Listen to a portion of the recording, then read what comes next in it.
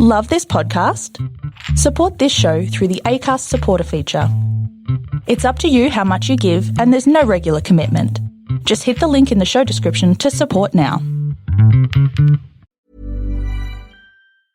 This episode is brought to you by Dragon Ball Legends, the mobile fighting game based on the Dragon Ball series. Featuring high-quality 3D graphics and authentic voice acting, the game follows Shallot, an original character, and his adventures with Goku and others. With intuitive controls and simple card-based gameplay, unleash combos and powerful team-based attacks. Battle players around the world in friendly matches, compete in the rankings, or team up in co-op. And now Dragon Ball Legends' 5th anniversary is on. Download Dragon Ball Legends today.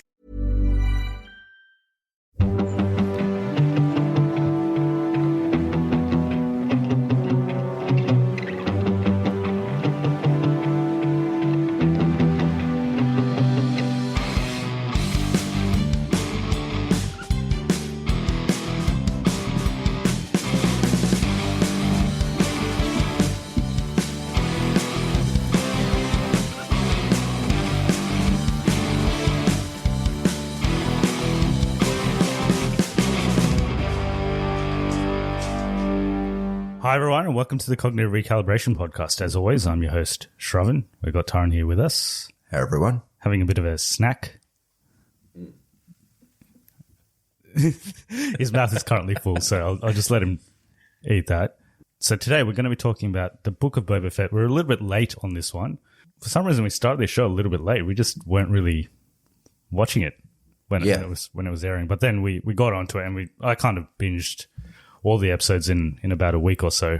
But we can't really do a Star Wars episode without inviting one of our returning guests. Kathleen Kennedy. We got it. Anyway, we'll get on to Kathleen Kennedy. Remember we said we were going to talk about her? We did, but then the episode got... I don't know if you, introduce whoever he is. Other than Kathleen Kennedy. So... It's probably better than Kathleen Kennedy, to be honest. So we got Bhaskar. That's a relief. We got Bhaskar Cherukuri returning. He's joined us for many episodes in the past, but Mandalorian Season 2 was one of the episodes you joined us on. And that's true. We did a very good in-depth analysis of that season. Yeah, that was fun. And thanks for having me back for this series. Welcome. Yeah, we couldn't have done this without you. I was prepared to actually postpone this if you couldn't make it today. Oh wow, that's we need you to come for this one. That's incredible. Listening to the podcast so far, it's like I feel like your perspective is actually really valuable because as people who weren't traditionally like old school Star Wars fans, I think these shows are made for people who are coming into the shows now, coming into the movies now. Like it's actually good to hear that fresh perspective because I'm surrounded by an echo chamber of people, who are like old school Star Wars fans, like Boo, Jar Jar Binks, and like that stuff. So yeah, it's really good to chime in and provide that different perspective. But to hear your view and take on the series is really good. I was actually trying to get. I think I pushed a lot of people to watch Book of Boba Fett because originally they were like, I don't know much about it. So I'm guessing it's not an important thing. I think I was trying to get Curiosity to watch it. Yeah, and also I think when it released like after Christmas. It released at this like weird time, the first episode. Yeah, where I think people were just busy with other stuff like New Year's stuff and all that. I think people just missed it, and then they just never got onto it after that. But yeah, we'll get into it. We'll get into our thoughts on the show. So our thing about Kathleen Kennedy when we were recording Venom: Let There Be Carnage, our episode. We recorded Shravan went on a bit of a rant about Kathleen Kennedy for a little bit. While we're talking about a Marvel Sony property. I don't know how you got onto it. Shravan's mind's often on Kathleen Kennedy. Kathleen is rent-free. Yeah, well, anyway, what happened was we... whether that's true or not doesn't matter, but what happened was we lost power in the house. Oh, right. And we recorded about 40 minutes of that episode and we had to re-record it from the beginning. Oh, right. And our theory is that because we happened to mention Kathleen Kennedy. Not we, just Shravan. Shravan was bad-mouthing Kathleen Kennedy and she didn't like it. Yeah. She remotely disconnected our power for some reason. That's spooky. That's spooky. So hopefully we keep power for this episode. Just to confirm, I have no problems with Kathleen Kennedy, but Shravan, through mostly sexist reasons, hates Kathleen Kennedy. Well, we have mentioned her name multiple times, so Hopefully we stay on the air. We'll see how we go. Okay, so Book of Boba Fett. So the way we'll structure this episode is we'll go through a bit of background on the show, just, who was involved in it, number of episodes, so on. And then we'll talk a little bit about the origins of the character of Boba Fett, when he was, his first appearance, and how he's sort of become a legend in the Legend series of mythology for Star Wars. He's become like this cult figure, the cult icon that is him. Yeah, and then we'll jump into our non-spoiler review. So if you haven't seen the show yet, you can feel free to keep listening. We're not going to spoil anything, but then we will get into full spoilers in the second half of the episode, where we'll go through episode by episode and do a little bit more of an in-depth analysis of the show. All right. At which point do you give your in-depth analysis into Kathleen Kennedy? Well, right now, because in background I've got her name. Okay, perfect. Yeah, so background-wise, it is a Disney Plus show, obviously produced by... So Kathleen Kennedy is the LucasArts head at the moment. So after Disney acquired the rights from George Lucas, she's been in charge. So she is technically in charge of this show as well. It's actually created by Jon Favreau, similar to The Mandalorian. And there's a number of directors that are involved in this show. So each episode is directed by a different director, and we'll get into that when we get into each episode. Music is, again, by Ludwig Göransson. So it's essentially a return of the crew that were involved in the Mandalorian series. Yeah. There are 7 episodes. Each episode ranges... I think they felt a little longer than some of the Mandalorian episodes. Maybe it was just me, but... I think they're between half an hour and 40 minutes. They vary. Some are really quick. Yeah. Some stand a bit longer. Yes, yeah. A little bit about the viewership of the show, and this kind of surprised me. It's kind of contradicting what we were just talking about before, but apparently the season finale had the highest viewership of any Star Wars Disney Plus series to date, more than the Mandalorian Season 2 finale. So 36% more than the Mandalorian Season 2 finale. Interesting. Which is very interesting. I have a few theories about why. Yeah, have a theory about that. Yeah. It's Kathleen Kennedy based. Okay.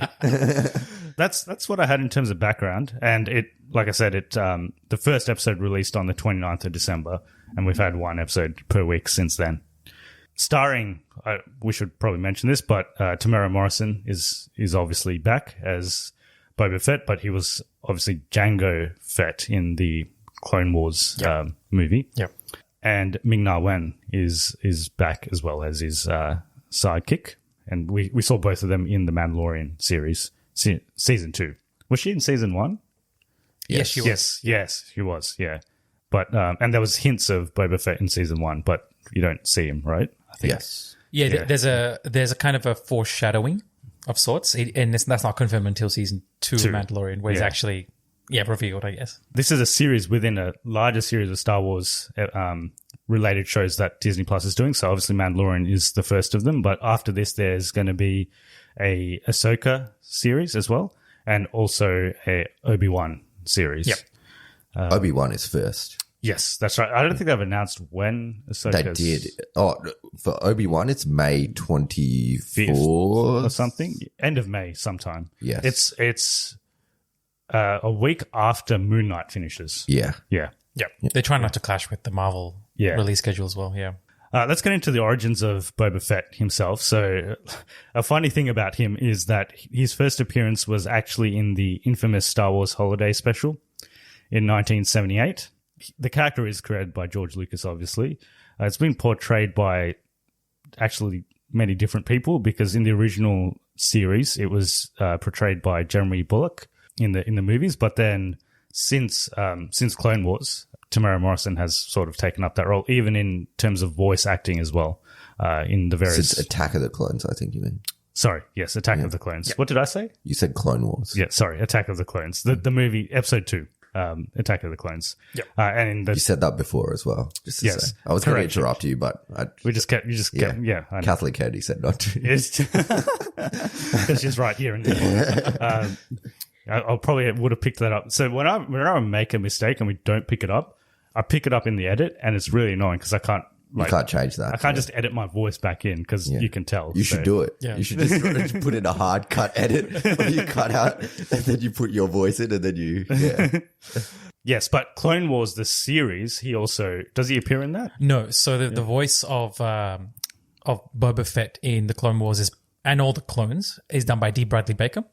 So he does a really good job of voicing the entire clone army in that series. Okay. But the accent and the style is based heavily off of Temuera Morrison's performance in Attack of the Clones, which is a little bit more New Zealand accent, but a very, very unique portrayal. Temuera Morrison did go on to voice his character in a number of other IPs. So in the Boba Fett, or the Bounty Hunter game that was released on PS2, Xbox, and GameCube. Yes. Temuera Morrison voiced his character in that as Boba Fett. Yes. Yeah. As Boba Fett or as Jango Fett? I can't remember which one he played. It says Jango Fett. Jango Fett. So for those not familiar or who haven't seen Attack of the Clones, Jango Fett has a clone son given to him as a kind of reward for donating his DNA to the Kaminoans, and that's an unaltered clone of himself, and he treats that as his son, who's named Boba. Yes. That's why Temuera Morrison, who played Jango Fett, also gets to play his son, and the fact that he's aged perfectly for that role. Yes. Yeah. To where we see him now post Empire Strikes Back, or post old trilogy, everything kind of lines up. How nicely. old was he during Attack of the Clones? Because that's 20 years old now. Yeah, he was in his late 20s, I believe. Yeah, because he doesn't look. I mean, he looks older now, but he doesn't look that much older. Like he's he's aged quite well, to be honest. Like you can still see remnants of his character and personality, and the way that lines up with the whole chronology of Star Wars and how old Boba Fett was as a kid. We see him in Attack of the Clones as like a 10, 12-year-old kid, who's played by a different actor, and then we see that age progression post original trilogy to where it is now 5 years after the Battle of Yavin, which is 19 years plus 5, so we see 24 years chronology-wise based on where he is. So that's a good progression. It's almost matched up. And that's all I had, like, in terms of his partners. So I don't know two of these people. So Bosk. He's in original Star Wars. He's a lizard-looking guy. He's the Trandoshan bounty hunter. Yeah. Okay. Yeah. And Dengar. Dengar. Okay, so yeah, Dengar, he makes a visual appearance, but he's not he's not voiced. Okay. If anyone's a fan of Rooster Teeth's Star Wars parody series, Robot Chicken's parody series, then Dengar makes an appearance in that. Yeah, and is also in Battlefront 1, the EA remake. I do not recognize this bloke, but yeah. So formerly those two were apparently his partners, but his current partner is Fennec Shand, obviously in this this series. Homeworld is Camino. That's Bosk, by the way. Yeah. Oh yeah, that's the lizard dude. Yeah. He looks like someone in Star Wars. He looks like a lizard. Someone that belongs in Star Wars. Yeah. Homeworld, Camino. We see that in Attack of the Clones as well. The clone facility. Right. Yes. Yeah. And it makes Pretty sure Bosk dies. Someone kills Bosk. I don't remember if he dies in the series. Is he? I think he dies. I always thought he might make an appearance. I'll look that up. Keep going.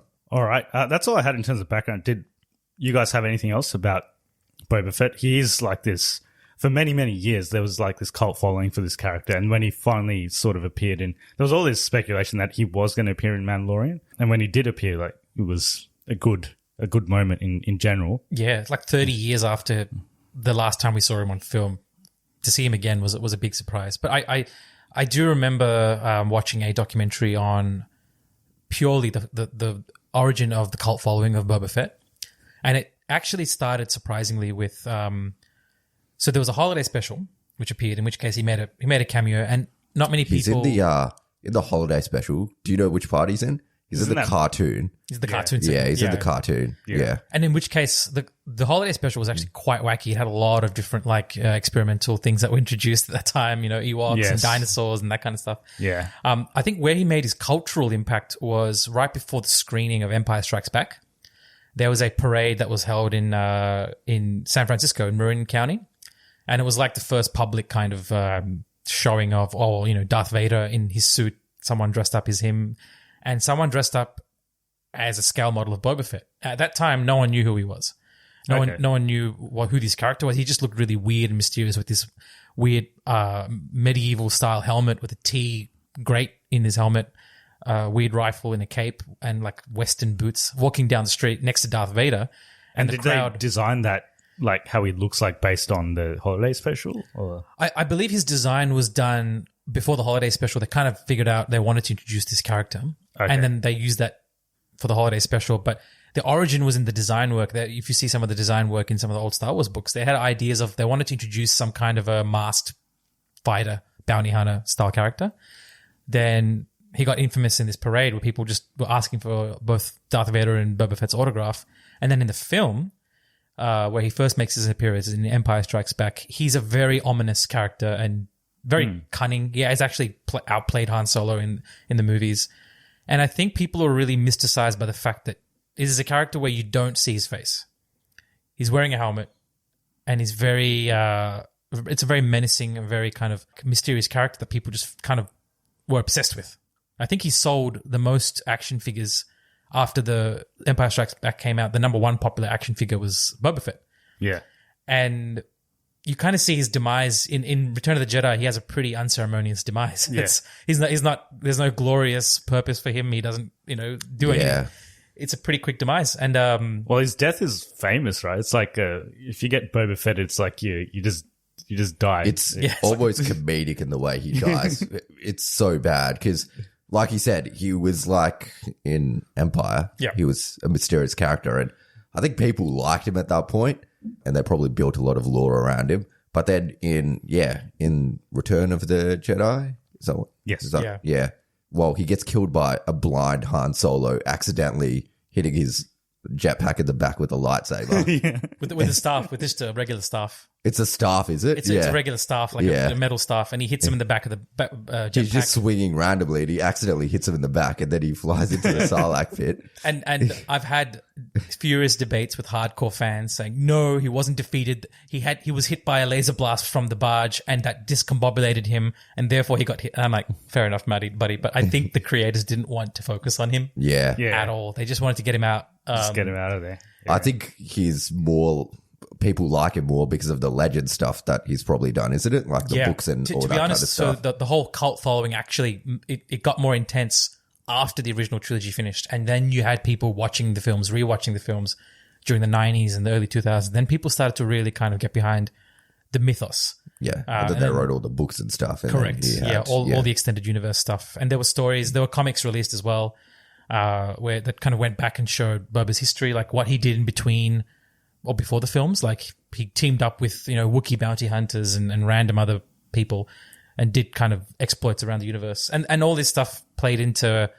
Well, that's why George Lucas put those seeds in the prequel trilogy, because people like that character. Otherwise, he wouldn't have touched it. Oh, yeah. The bringing Jango Fett into the prequel series was, I think, a genius decision. And also to not just do that, but the whole mythology of the Mandalorian originates from Boba Fett, because he's the only Mandalorian we see in the original trilogy and the prequel trilogy, and then that literally like Boba Fett sprouted the whole Mandalorian race in the production sense or design sense. So we now see Jango Fett. We see the word Mandalorian used. We see the word. It's not just a bounty hunter, but it's like a race. And then, of course, the Mandalorian fleshed out the whole thing. And then interestingly, if you just look at the movies, Boba Fett isn't much of a character at all. If you've only seen the movies and you've not concentrated on anything else, he has one line in Empire Strikes Back and he dies, like we said, in Return of the Jedi. Yeah. So he really doesn't have much of a character at all. Yeah. Very, very little character development. It was all left up to the fans to fill up the gaps. Exactly. Yeah. So he was a popular character, so they decide to... Yeah. Similar thing with Jango Fett. Like they made him look very... they kind of fleshed out the assassin side of the bounty hunting, and then he was killed off almost as unceremoniously, very brutally at the end of Attack of the Clones. But it left that weight with the little kid, which is going to be Boba Fett. Yeah. I just remember that image of the kid with the helmet. Leading to it. Is his dad's head still in that helmet? Very much likely so. Just kind of very macabre. It's a very macabre thought, but yeah, he's in there. And that's what the Clone Wars animated series took that as an opportunity to flesh out whatever gaps were there, and they really did kind of introduce a lot of different concepts, which is very, very interesting.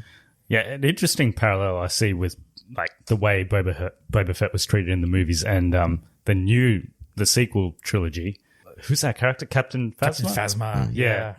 Captain Phasma has about as much character development as Boba Fett. She probably has a few more lines, but like in terms of development, not much. Captain Phasma was...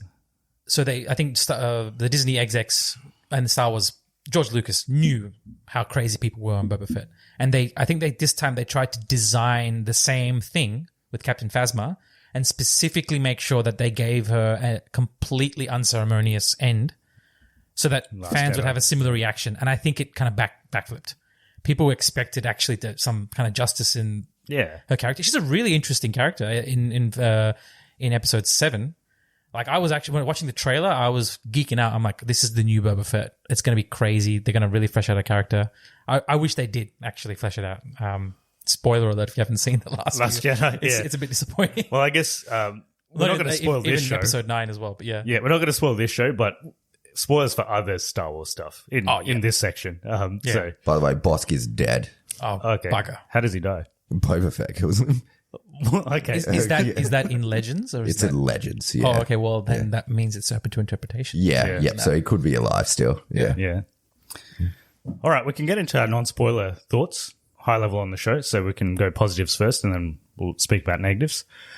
We can start with our guest, Bhaskar. So, positives. Oh, wow. Yeah. Positives. So positives is it is both a show about Boba Fett, and it is also, without spoiling it, it is, and this is what Jon Favreau said in production, it's also going to be The Mandalorian Season 2.5.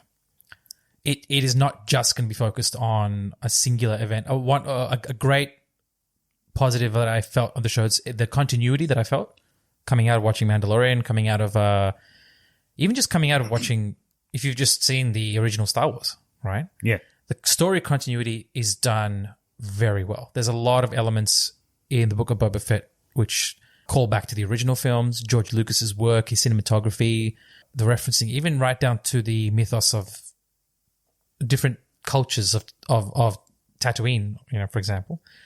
It's very interesting to see that, and I think the character development and Temuera Morrison's performance is a highlight of this show. Really, really well done.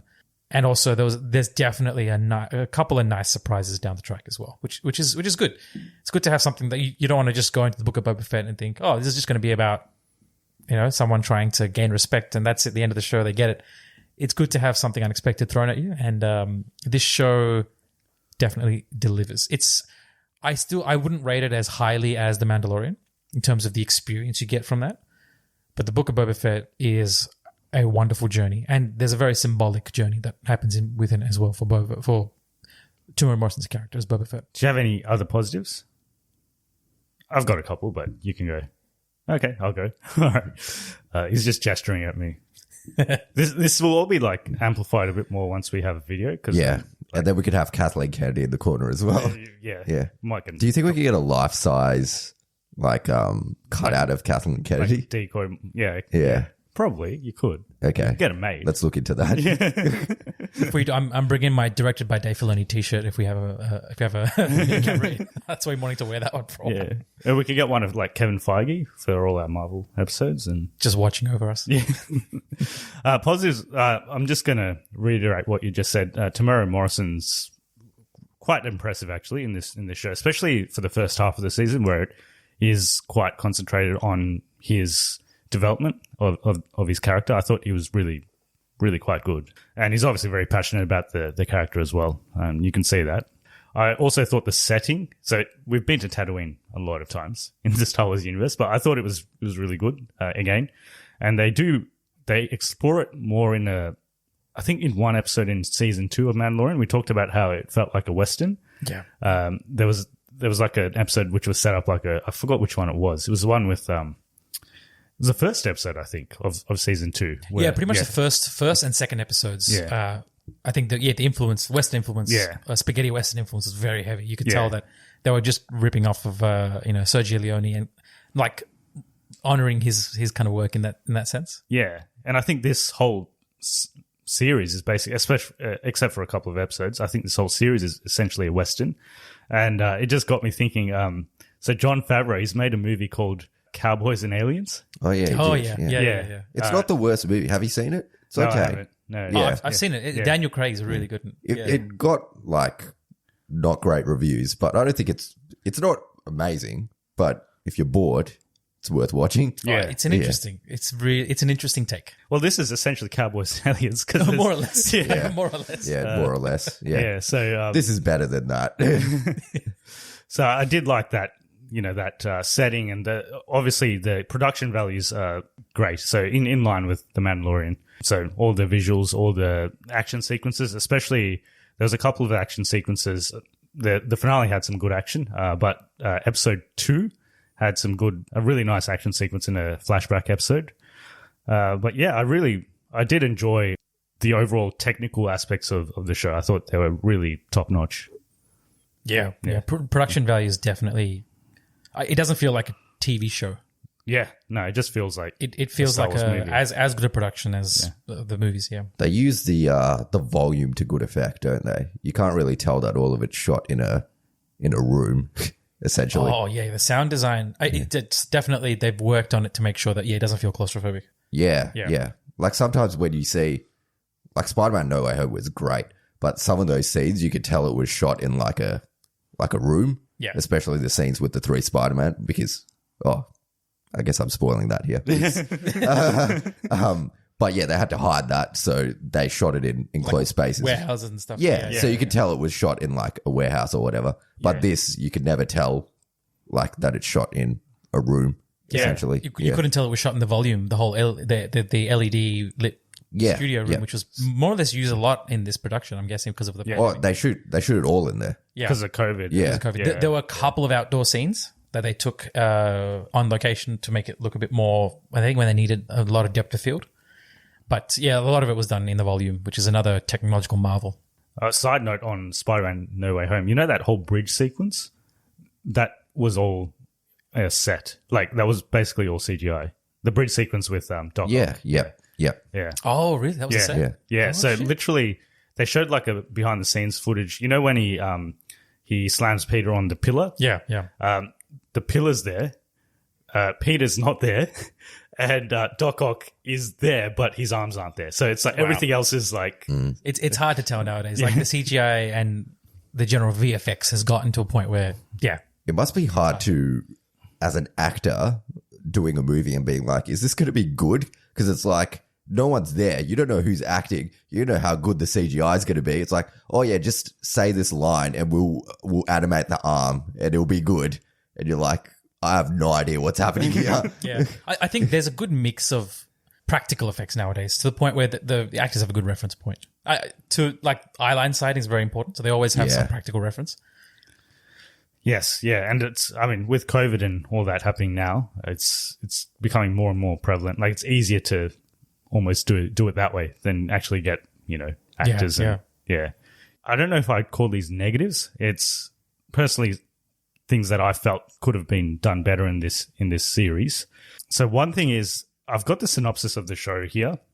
So this is just a synopsis from Disney Plus. So let me just read that. So the Book of Boba Fett is a thrilling Star Wars adventure teased in a surprise end credit sequence from the season 2 finale of The Mandalorian. Finds the legendary bounty hunter Boba Fett and mercenary Fennec Shand navigating the galaxy's underworld when they return to the sands of Tatooine to stake their claim on the territory once ruled by Jabba the Hutt and his crime syndicate. So that's what the show is meant to be about. Yeah, that is the definition of synopsis. Yeah. It doesn't give anything away, sets the tone. It feels like it's going to be a nice Western / gunslinger film, and it's a good synopsis. Yeah. It doesn't give anything away. I have something to say about the level of mysteriousness they put on the show. Yes. It may have worked to their disadvantage. That's right, yeah. And I think what we ended up getting, I'm not complaining, but I think what we ended up getting was not really the Book of Boba Fett. Like, half of it was, and then it becomes something else. It becomes like a Star Wars Chronicles show. It's a bit of everything. Yep. We won't get too much into spoilers, and it's funny because it's Boba Fett. So like, even in the movies, he was kind of put in the background. Yeah. And then he finally gets his own show. And then he kind of gets put in the background for half of his own show, which was a bit disappointing. That's true. So maybe it's just the way they set up the expectations. But I personally thought maybe, and I was actually really invested in those flashback episodes that they have in the first half of the season. And, the way they were setting up his character. Obviously the past had a big influence on what was happening in the present as well. I think they could have made the show about Boba Fett, but still had those other elements. But the way they did it, it almost just completely navigated away from Boba Fett for a little bit. Yeah. And then it comes back, but then by the end of the show, you're just wondering what was the show actually about. Because they do set up some stuff about Boba Fett, but it's resolved, but not really. It's not like satisfying from a Boba Fett perspective. But yeah, that was just what I felt in terms of mix. And we can get into it more on spoilers where I can explain it a bit more in depth. Yeah. Absolutely. Yeah. Well, I agree with you. Like it does. Everyone that watches the show will know exactly what we're talking about when we say deviates at the midpoint of the season. Essentially, my problem with it mostly is that the point where it deviates is where most people actually enjoy the show. Before that, it was pretty average. I reckon. I'd reckon if that was the whole season, it would have been an average show that people would have thought it's okay. It's still got good parts and it's still enjoyable. But the reason that people really liked it was actually not those episodes. It was the ones that came afterwards. So, unfortunately, in the Book of Boba Fett, the Boba Fett episodes are the worst episodes. So, he's kind of, like you said, he's sidelined in his own show. I don't think he really has that much character development in the end. Like, the flashbacks episodes do give us a little bit, but from start to end, you don't really see that much of a shift from him. And there's a lot of side characters that are introduced in the kind of Book of Boba Fett episodes, and none of them really get too much play, unfortunately. And I didn't really care for most. Some of them die, spoiler alert, and I did not care at all. It was actually kind of funny when they died. Yeah, I know what you mean. Yeah.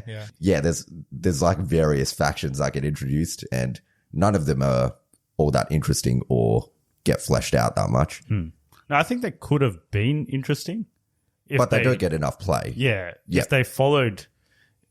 they just followed the Boba Fett narrative throughout the whole series, I think it could have been interesting. Yeah. I understand that they want to build a wider universe. And when we get to spoilers, not that I could have made the show any better. These guys are obviously much better at making movies and shit than I can. But I probably would have done it a different way, which I think would have built to a better finale in what they're aiming to do eventually, I think. Yeah. And I can see why they did what they did as well. Like, it becomes very much fan service towards the end of the season. So there's a lot of stuff that fans wanted to see, and they get an opportunity to see it. But look, all the fan service stuff is good. Yeah. And like, I'm not saying the show's bad, but it's just not a Boba Fett show, essentially. Yeah. And I didn't find the Boba Fett stuff that interesting. Yeah, and I think all of these shows are, they're called different things, but I think they're all just like a expanded Star Wars universe show. Yeah. So Mandalorian was Mandalorian focused, but this wasn't. And I can see the shows coming up, next. They might be called Obi-Wan, they might be called Ahsoka, but I can see other elements coming into them as well. So yeah. I think one stark observation that I made of the show was when The Mandalorian came out initially, there was a lot of risk involved for the production team because it was the first Star Wars-based Disney TV show in the Disney Plus format. And it was also the first major Disney Plus show on launch. It was like the real draw for people to subscribe to Disney Plus. Yep. It was the hook for people to take up this platform and to view it because there was a lot of hype behind it, a lot of media. I remember Comic-Con people were going nuts over like just a previous section of like the ship flying by that they did in using a miniature. And I think they experimented with directors and the creative process within their bounds for Mandalorian, and they increased that for season 2. With the Book of Boba Fett, I feel like they know it's not as tightly run a ship. They can afford to be a little bit more risky with how they pull the creative threads. And you can tell that from, I think, the second episode in, where they start to introduce different elements and they poke about where the story is kind of going. Just for anyone listening who hasn't seen the Book of Boba Fett yet, and if you're wondering whether or not to bother watching it, if you are at all a fan of the original trilogy of Star Wars or, the Clone Wars, or just go watch the series. You will not be disappointed in what the show has to give. Go and watch it first. Do that now. Come back and then have a look at what the series offers. Because if I tell people now, watch Boba Fett, I'm not necessarily saying it because Boba Fett has some major character reveal or anything. I'm not saying it because of Boba Fett. It's for other reasons. Yeah. It's for the fan service that is involved, which is really, really kind of major and important. So that's kind of my negative. It's that I wish I could say to people, oh, this is an amazing show about Boba Fett. Go watch it. It is really good. I remember by episode 2, a lot of the fan talk that was happening, it was kind of hyped up. It was like, oh, wow, they've introduced this character. They've brought this character. Who knows where it's going to go? And there was a lot of hype involved around where it could go. And I think that hype was semi-realized, but it wasn't fully delivered in the way that people expected. That's all I'll say for now. Yeah, and we can dive into it more in spoilers, I guess. Oh, yeah, you guys did mention you had a theory as to why the finale for this got more viewership. Was that a spoiler thing? We can partly because, well, generally as series, this happened with the Disney show Hawkeye as well. Yeah. Like when the show begins, there's not as much traction, but as a finale is approaching, I think there's a lot more talk on social media. There's a lot more momentum. This show more so because of, I guess, what we've been talking about in terms of the late deviation of the series. Yes. Yeah. The deviation... 100% because of episode 6 and the characters that are introduced in episode 6. Episode 5 and episode 5 first, and then episode 6. Yeah. Episode 5 was a big surprise to a lot of people. Yeah. And episode 6 was like what the hell is happening? I think everyone expected some stuff to carry over from 6 to this, which kind of doesn't. But unless you knew who the director was. If you knew who the director for the finale was, then you were like, okay, let's keep our expectations in check, because the director for the finale also directed episode 4, I believe. The Streets of Mosepa. Episode 3. Robert Rodriguez directed the last episode. Yeah. Yes. I've got the director. So he directed the first episode. Yeah. First episode. And then the last episode. And the third episode. Oh, he did direct the third one. Yeah, the third one. Streets of Mosepa. Yeah. And the last episode. Yeah. So if you knew who the director was, I guess people kept their expectations in check.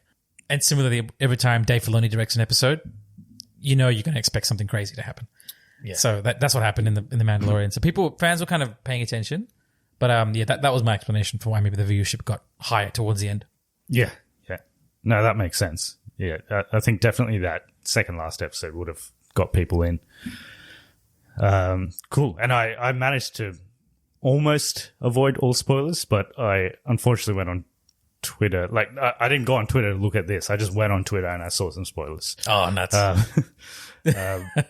But yeah, it didn't, Was it like an image format? Yeah. It didn't detract from my experience. Was it my tweet? Because I tweeted one image. It might have been. Was it mine? I tweeted an image straight up when the episode was released. I'm sorry about that. Yeah, it might have been. I didn't even do that thing where it's like, spoilers ahead, watch out, and it's new line. I didn't do that. I was just like... Yeah. Damn it, Bhaskar. You're one of those guys, That's what you get if you follow my Twitter. Don't follow Bhaskar's Twitter. Yeah, if you don't want spoilers. So I'd give it a cognitive recalibration. I think it's a good show. It's not bad. Yeah, even with all its shortcomings, I think it's a good show. I have this. I don't think it's an argument, but there's a lot of people that actually don't care about Star Wars. Oh yeah, there's a lot of people that just won't watch anything that's Star Wars because it just doesn't interest them. Yeah, story of my life. I try and get people involved in Star Wars, and it's like, you mean Star Trek? And I'm like, goodbye.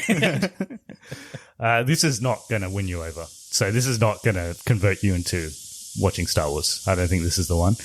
To some extent, Mandalorian got some neutral people on board because of Grogu and his cuteness, but can I just say Grogu was a genius in marketing. Like, if they decided, our fan base is mostly male, we need something to kind of appeal to the other side, let's get a cute infant involved. It's just like the number one thing they think will, and it kind of worked. He's all over. Yeah. He's all over the place. Even people who are not Star Wars fans are like, oh, but where's this cute Yoda from? Yeah, that's right. The funny thing is, some Star Wars references that no one has watched Star Wars will know who Yoda is. Oh, it's that little green monster that I've seen somewhere. Oh, that Darth Vader. People know who Darth Vader is from just hearing it from their friends talk. Yeah. These icons are like Mario, like, these marketing icons everyone knows about. Yeah. So it's interesting to see how that's designed. I was playing that, what's that it's that game where you have to draw. You have to draw the word. Oh, scribble notes? So, yes, yeah. Or like people have to guess. Is that Pictionary? Pictionary. Pictionary. I'm going way down the deep hole there. Sorry. Yeah. Pictionary. Yeah. We're playing Pictionary, like virtual Pictionary at work. Nice. And I got Yoda, and I just drew like a green face and like a robe and a lightsaber. And like a lot of people in my team, they don't really watch Star Wars, but they knew who Yoda was. Interesting. So he's obviously, transcended the franchise. People know. That if anyone's listening and is like an old school Star Wars fan, that is extremely interesting because the way Yoda's introduced in the film, he's drummed up to be this great, like no one knows what he looks like. The word Yoda is used to say he's a great Jedi Master. So when Luke is going to Dagobah to look for Yoda, he's thinking of this great Jedi Master, old, revered, wearing robes and, like a general who's fought in the wars. That's what the mythology. And he meets this little swamp creature and it's like, I'm looking for Yoda. And the swamp creature's like, Yoda? He's a great warrior. I'll lead you to him. No one knows that the creature's Yoda. Yeah. Until you see that. That was the spoiler alert for one of the spoiler alerts for Empire Strikes Back. But yeah. Yeah. Now it's fully reversed. People know who he is. Yeah. Don't know the significance behind it. That's right. Yeah. But even Mandalorian, I know people, they're like, yeah, like Baby Yoda's cute and all, but I don't really like the show. So I know people like that as well. I think if anything, Force Awakens was the one to win people over. And I think it did win some people over. Yeah, the new generation. Yeah. Force Awakens was the best option to win the new generation over. But then it lost it after that. I think it became too... I think if the... what was that last one called?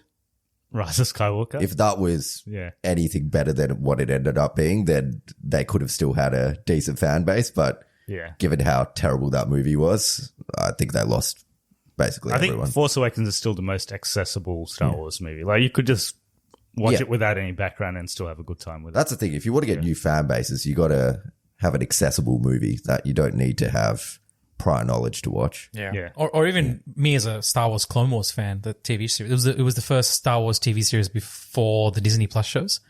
And that was actually an entry point for a lot of the fans, a lot of new fans actually. A lot of military families and people who are close to like armed services loved the show because it's really kind of talking about the camaraderie of soldiers and the clone army. It's a really unique experience. So interesting to see how there've been multiple attempts to get new people in. Oh, we can get your rating, and then we'll jump into spoilers. Oh, rating? Yes. Oh, okay. And where does this rank in respect to... I mean, there's only 3 shows, but where does... You've already said it's not as good as Mandalorian, so I guess it's below season 1 and 2? Yeah. So I'll give this show... Let's see, what's a good rate? All right, 4 out of 7 gaffy sticks. Okay. It's probably my rating. My Mandalorian was much closer to like 90%, or if not full stars. But yeah, this one's about 4 out of 7 gaffy sticks. And in terms of where it rates regarding the other shows, I would go... Just to be clear, what's a gaffy stick? Oh, sorry. So it's that thing that Boba Fett uses. Yeah, so gaffy stick is the traditional weapon of the Tusken Raiders. The natives of Tatooine, and you see Boba Fett using it in Mandalorian. Yeah. Which that was the first hint that he's somehow worked with the Tusken Raiders. Yes. So that's the gaffy stick, and it was modeled after a Maori weapon, traditional Maori weapon. Yeah. And in this, they show a little bit about how he acquires that as well. Yes, that's a really cool scene. Yeah. So it's still, as we've all said, it's still pretty good. So if you like Star Wars, still pretty good. Oh yeah, if you're a fan of The Mandalorian, definitely watch it. Watch it. I would rate Mandalorian season 2. Mandalorian season 1 and the Book of Boba Fett following. Close. Really close. Yeah. Really close. Cool. All right. We can jump into spoilers then. So this is the point where if you haven't seen Book of Boba Fett, you go and watch it and then come back to this point and listen to our spoilers. All right. So we can go step by step, episode by episode. Perfect. And just talk about any thoughts that we had. So as we said, the first episode was directed by Robert Rodriguez. It's called Stranger in a Strange Land. And what I've just noted is the first episode is about 34 minutes long, excluding like the intro and the end credits. And of that showtime, about 22 minutes of it is devoted to his flashbacks. So a lot of the first 3 episodes is 4. Yeah, 3. Yeah, 4 episodes. Except, 4. The 4th episode is mostly flashback, but it's also flashback that we kind of know happens. Like he finds Fennec Shan. Yep. He gets his ship back. Yeah. It's kind of stuff that we know. We haven't seen it, but we know happens. Yeah, out of the Mandalorian season 2. Yeah. It's an interesting kind of way they put the chronology, because where we see him is he's suddenly alive. He's got the robes and the weapons of the Tusken Raiders, and he's got Fennec Shan with him. Yeah. And he gets his armor back, and he's back as Boba Fett. Okay, cool. And then the end credit scene of Mandalorian season 2, he's on the throne of Jabba the Palace's hut. That's right. Book of Boba Fett. That's it.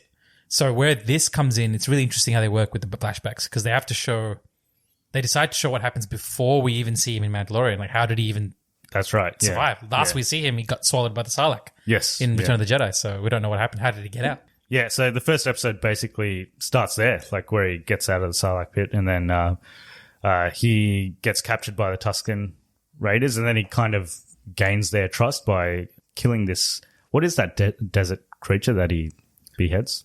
Well, he doesn't behead it, but I think he chokes it, and then they. Oh, that big demon thing. Yeah. There's a name for that. It's. I think it was a design from Ralph McQuarrie's original drawings for Star Wars. They used one of his drawings. I don't know what everything in Star Wars is from Ralph McQuarrie's original design. So this one was like a lot of the shows I realized take they from just the take rejected, it from the rejected part. Story. So I'm Every not sure new what this monster that they create, it's like, oh, where'd they create this? It's like, oh, Ralph McQuarrie drew this ages ago and we rejected it, so we're just going to reuse it. Yeah. It's I don't know the name of the monster. I'll bring it up, try and find it. But it looked something like out of Mortal Kombat. It was like really multi-armed scorpion kind of monster. Do you realize every Star Wars movie or TV show or whatever, if a monster shows up, they just kill it. Just immediately kill it. Pretty much. And the really cool thing is that the VFX and the CGI they used to create this monster, they kind of made it look very stop motion-y.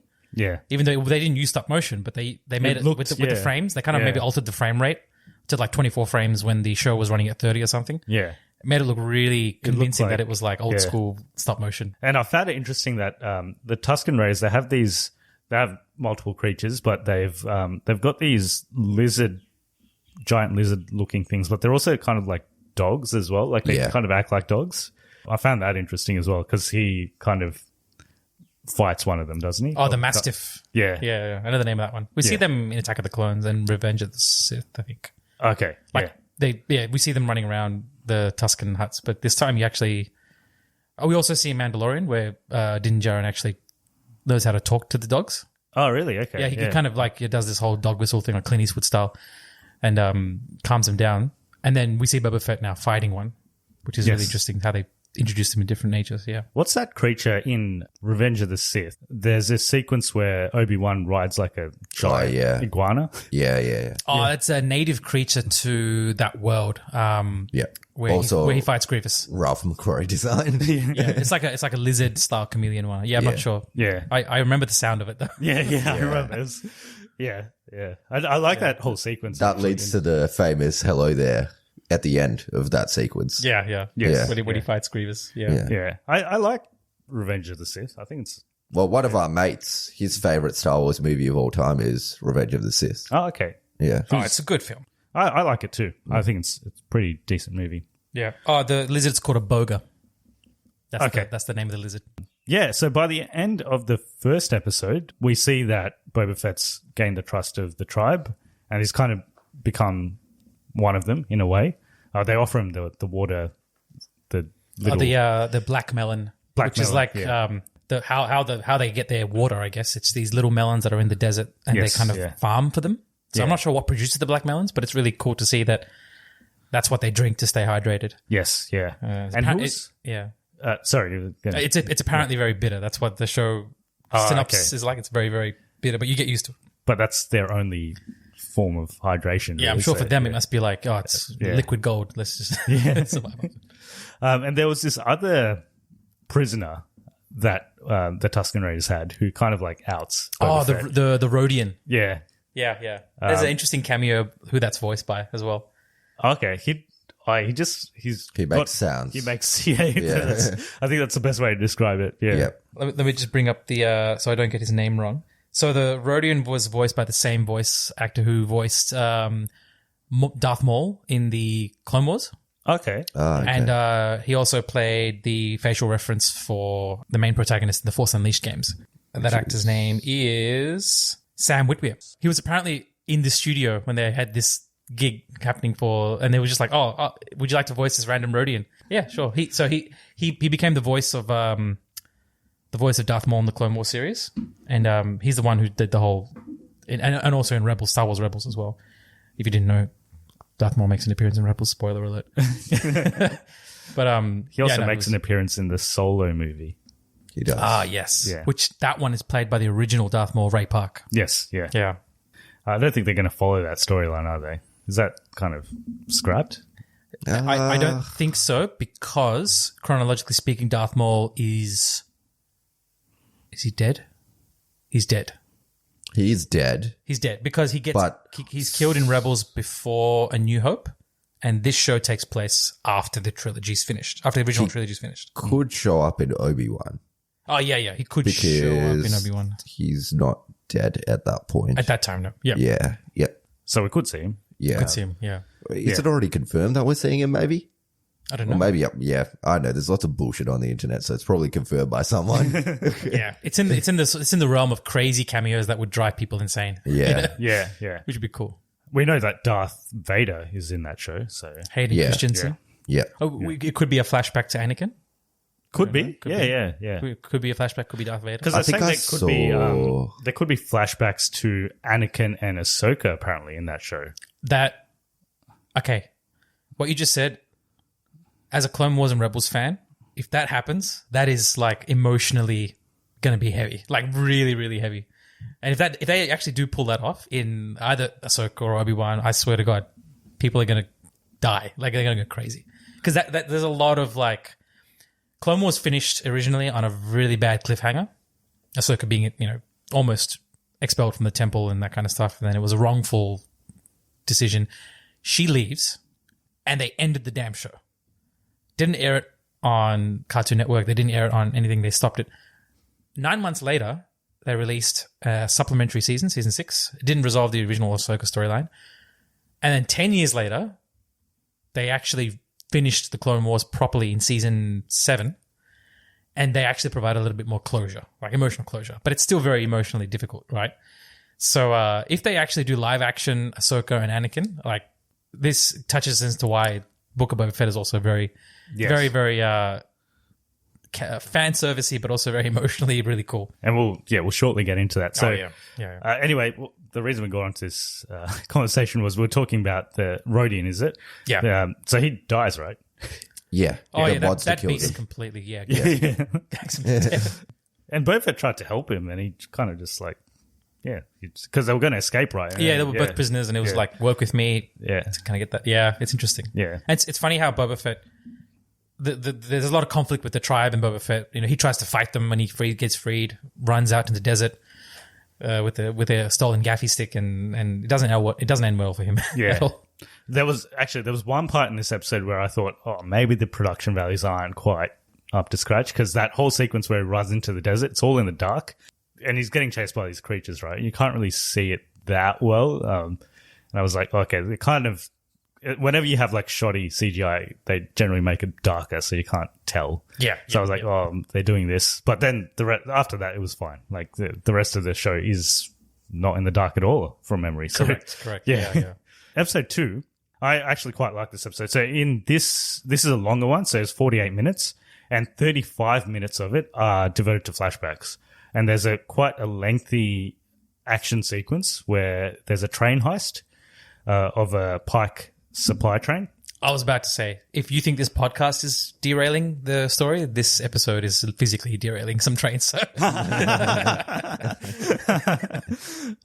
Yes. Well, do they do derail it, don't they? I mean, there's no rails, but it crashes. It crashes. But I thought that action sequence was really good. It felt like an actual Western. Yeah. Like, have you ever seen any of the old Western, like Once Upon a Time in the West, or any of the Sergio, like horses with cowboys chasing a train? This is literally that. Someone just saw like a Western, say, you know what would be really cool if we had a Western people chasing a space trade, on space horses, and like, It was really good, and there's a lot of build up to the actual heist itself. So there's like a training montage where he trains the Tusken Raiders to ride these bikes that he actually goes and acquires from the town, right? From the town. Yeah. Wait, is this before or after he undergoes his journey? This is before. Okay. Yeah, so he helps them get the supplies, and then they give him that little lizard that goes up his nose. Right. Yeah. But since the first episode, he's kind of gained. He's a bit more placid now with the tribe. He's trying to learn how to duel with the That's right. Yeah, with the main duel master of the Tusken Raiders, and this one is completely like telling it no, wrong form, hitting the stick away, and really being like a proper sensei. You know, like being strict with you. She's not giving Boba Fett any leeway, just being very strict. Yes. And Boba's like, I'm holding it this way. You told me how to hold it this way. And he's starting to get frustrated. And he's like, no, it's wrong. It's like, so does he understand them? Like, I think eventually he does. In the beginning, he doesn't, right? But I think he eventually... because the way he communicates with them is with hand signals. Yeah. And it's an interesting... I think they had to design something fresh. They couldn't use like ASL or something that was already established. But it's a mix of very visual communication. I love what they didn't show. He speaks while he does it so the audience can understand what he's doing. Yeah, that's right. Yeah. If he just did it silently, it'd be really confusing for everyone. But yeah, no, I thought this whole episode was really good. In terms of what happens in the current day time frame. Like present day, yeah. Yeah, like not that much actually happens in this episode. I think in the first episode itself, it's established that the mayor's not on good terms with Boba Fett, like from the beginning. Oh, yeah. And it ends with an assassination attempt on Boba Fett and Fennec Shand. Correct. Yeah, that's right. That's where they kind of defend themselves. Oh, there's also 2 Gamorrean guards. Yes. That say, we used to work for Jabba. We don't know what to do now. And Boba Fett's like, well, if you're loyal to me, work for me. Yeah, sorry to step back to the episode, but this is the first hint that we get that Boba Fett is trying to work on a new principle of trust instead of just saying... And he wants to be, like, respected rather than feared. Correct. Yeah, there's a quote there. Yeah. That's interesting. And then, in the episode 2, that's when you start to see, okay, he's got his Gamorrean guards with him now. He's got Fennec Shand. Someone tried to assassinate him. He takes his assassin to the mayor and questions the mayor, saying, do you know who this person is? And is this the episode where he goes and meets the biker gang as well? Or is that no, that's the next episode. The next one, the Streets of Mos Espa. Yeah. Yes, yeah, that's right. And then they also that's come a very for him. Robert Rodriguez episode because it's very weird. Yes. Yeah. Anyway, anything else on episode 2? Yes. Isn't that where we see towards the end of the episode after the flashbacks where Jabba's cousins approach Boba Fett? So the twins approach Boba Fett. Yeah. And the CGI is really good on these twins. They actually look... The funny thing is they're being carried by a palisade. When they actually carry them on their... People carrying it on their shoulders. Yeah. And I don't know how they did it, but those people carrying it look like they're actually carrying a ton of weight. They're buckling at the knees and they're struggling in these 2 massive huts sitting on the thing. Really ominous stuff. I've got to say, that was a cool reveal. But that's one of the disappointments of the series as well, flashing forward a little bit. But they don't do anything. That's all that happens. They show up and then they leave and they're like, someone else is taking over the territory.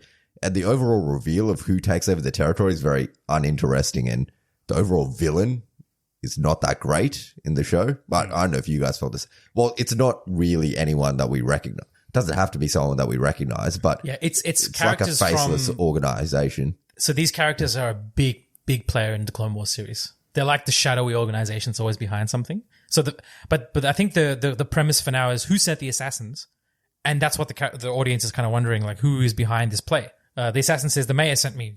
They go to the mayor, and the mayor's like, "Do you really know who's pulling the strings here? It's not me. I'm not the one who sent the assassins." Yes, which is kind of a half truth. And the mayor's that.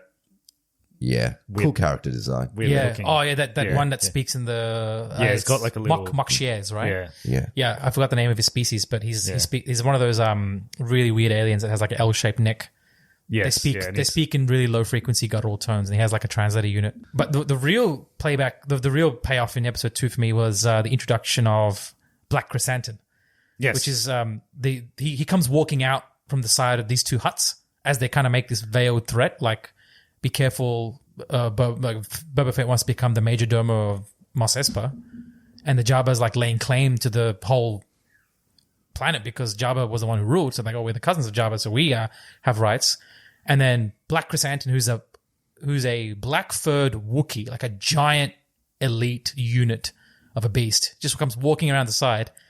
And anyone who was familiar with the comics, Star Wars comics, just lost their collective minds because it's like, oh, crap, this is Black Chrysanthemum. Yeah. His name wasn't revealed. Everyone knew who he was. Then they revealed his name later on.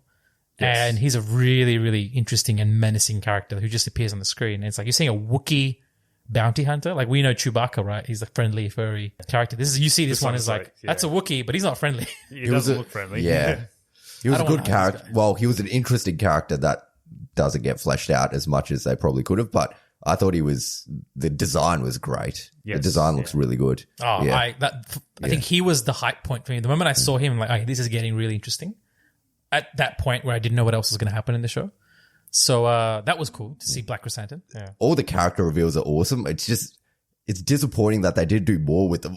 I know I'm harping on about the negativity of it because I did like all this stuff. Yeah. I just wish they did more with it. Yeah. And is it in the next episode where he grabs Boba Fett out of the Bacta tank and he like... Oh, yeah, literally. So yeah, that's right. Yeah.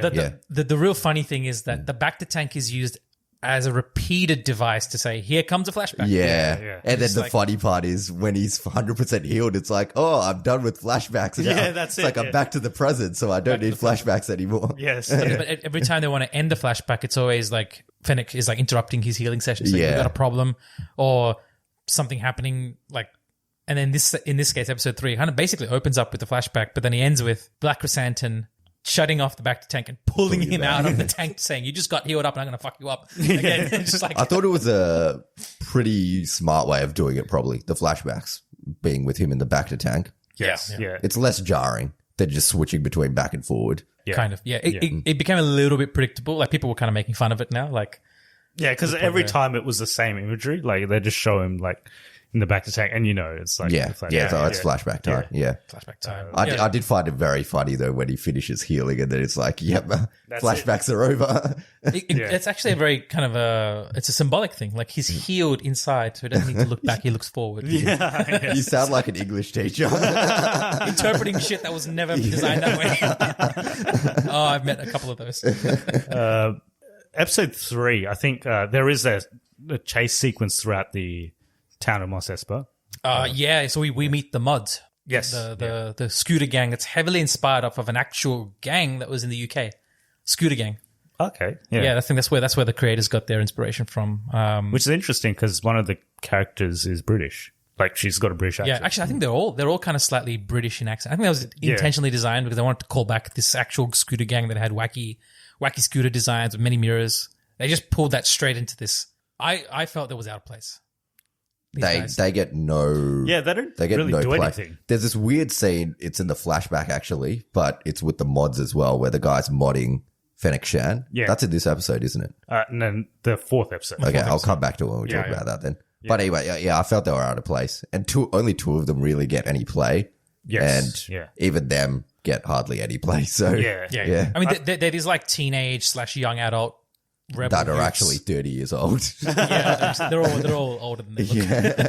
but I think they all have cybernetic enhancements and stuff. That's right. Yeah. And I think they were setting up something with that character because she looks up to like Fennec Shan. They set something up in like the final episode where kind of like almost some people could interpret it as like a romantic subplot.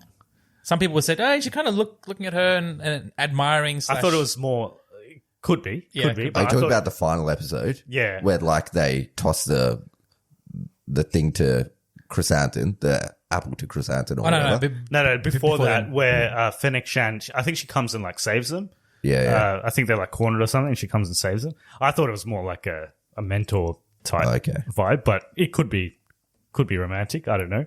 And apart from that, in this episode, in terms of the flashbacks, it does kind of switch it up. So more time is devoted to the current time period than the flashbacks. But what we do find is that the Tusken Raider tribe that he's grown so close to get slaughtered in this episode.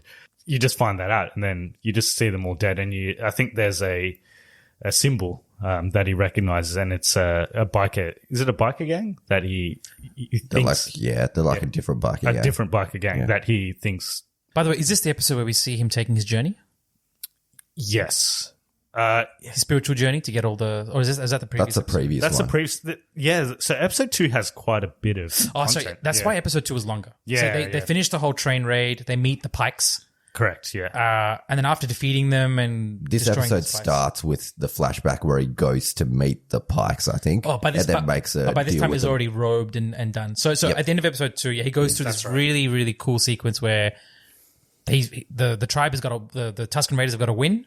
So they take Boba Fett. They not only thank him, but they make him one of his tribe, and they give him this lizard, crawls up his nose in a really weird way, guides him into the desert with like weird psychedelic hallucinations to find a tree, and he's essentially trying to combat his past. And you see him in a weird visual kind of way being trapped by the tree, taking flashbacks to where he was trapped in the Sarlacc pit. And he breaks out, grabs a branch, walks back to the tribe, and this branch is apparently the one that he's destined to pick out, and it's fashioned into a weapon for him, his own gaffi stick. Yes. Which is a really cool moment. A lot of references to... I think there's a lot of references to Japanese culture. Like the robes felt like they were robing a samurai, but they also mixed it with a lot of traditional, native Maori, Hawaiian culture, Tongan culture as well. There's a lot of mix, a lot of references, a lot of nice callbacks. And the carvings that they put into the stick as well, it looks like... Yeah. Like a beautiful imagery and symbolism. And I'm pretty sure Timura Morrison had something to do with that. Because carving wood is a very big part of Maori tradition. To carve wood and to inlay that with certain gemstones and then to give that to a warrior is like, it's a very, very traditional way of celebrating the coming of age, I guess, or the acceptance of someone as a warrior. If there's any Maoris listening to this, please chime in and let us know if there's any more connections, because that was a really cool scene. And then that flows on to him walking in episode 3 to seeing the completely disintegrated, wiped out massacre, which is that's hard to swallow. Yeah, and they kind of set up this whole connection with him and the tribe, and they kind of, it's all gone with it. Like, just as you think he's kind of becoming one of them, it's all gone. Yeah, but then they, in that episode, they kind of leave it at that, and then they continue with the current, because Chris Anton pulls him out of the back to take. So, so they kind of go into the current time frame. But then in episode 4, they go back into flashback mode for a little bit, and this is when he meets Fennec Shand. And you were going to say something about... There's a scene where the mod is changing Fennec Shand, like putting her guts in to heal her. There's some really weird music. I don't know if you guys remember the music in that scene. It's like EDM, but in Star Wars, and I'm like, this seems so out of place here. Do you guys remember the music in that scene? Yeah. It was like, this is Ludwig Göransson going back to that whole EDM phase of Mandalorian season 2 and the droids. Yeah, in the finale, right? In the finale, where it had like this weird electronica kind of synth. That's what it was. Yeah. And it was like, it's back. He's experimenting again. Yeah. I didn't hate it, but I just like, this is different to everything else in this series. It's also kind of some parts, when you think of Tatooine, right? Every time we see Tatooine in the films and the series, it's always this old, dusty corner of the galaxy place. There's no color. There's no vibe. It's just people surviving and trying to moisture farm and get water. And that's why these mods felt out of place. It's too colorful. It's too, like, we don't see any hint of people with cybernetic enhancements on Tatooine in and of itself. And they kind of introduce it. I just felt like it was a little bit more desaturated. Just visually. It could have worked if they did anything with it, but it's not fleshed. Like, they don't make any inroads with the characters or like their backstories or anything like that, why they do the mods or anything, or how it started. It's just, these guys just do mods, I guess. Basically. Oh, by the way, that girl was played by Sophie Thatcher. She's the British actor who plays that role of the main girl in the mods. Oh, yes. Yeah. What is her mod? I think hers is an arm. Yeah, it could be. And he looks at her neck or something, right? And she had something. Oh, yeah. So it's like, it's made subtly, so it's not too obvious. Yeah. It's not like... Not like the other guy. It's his eye. Half his face.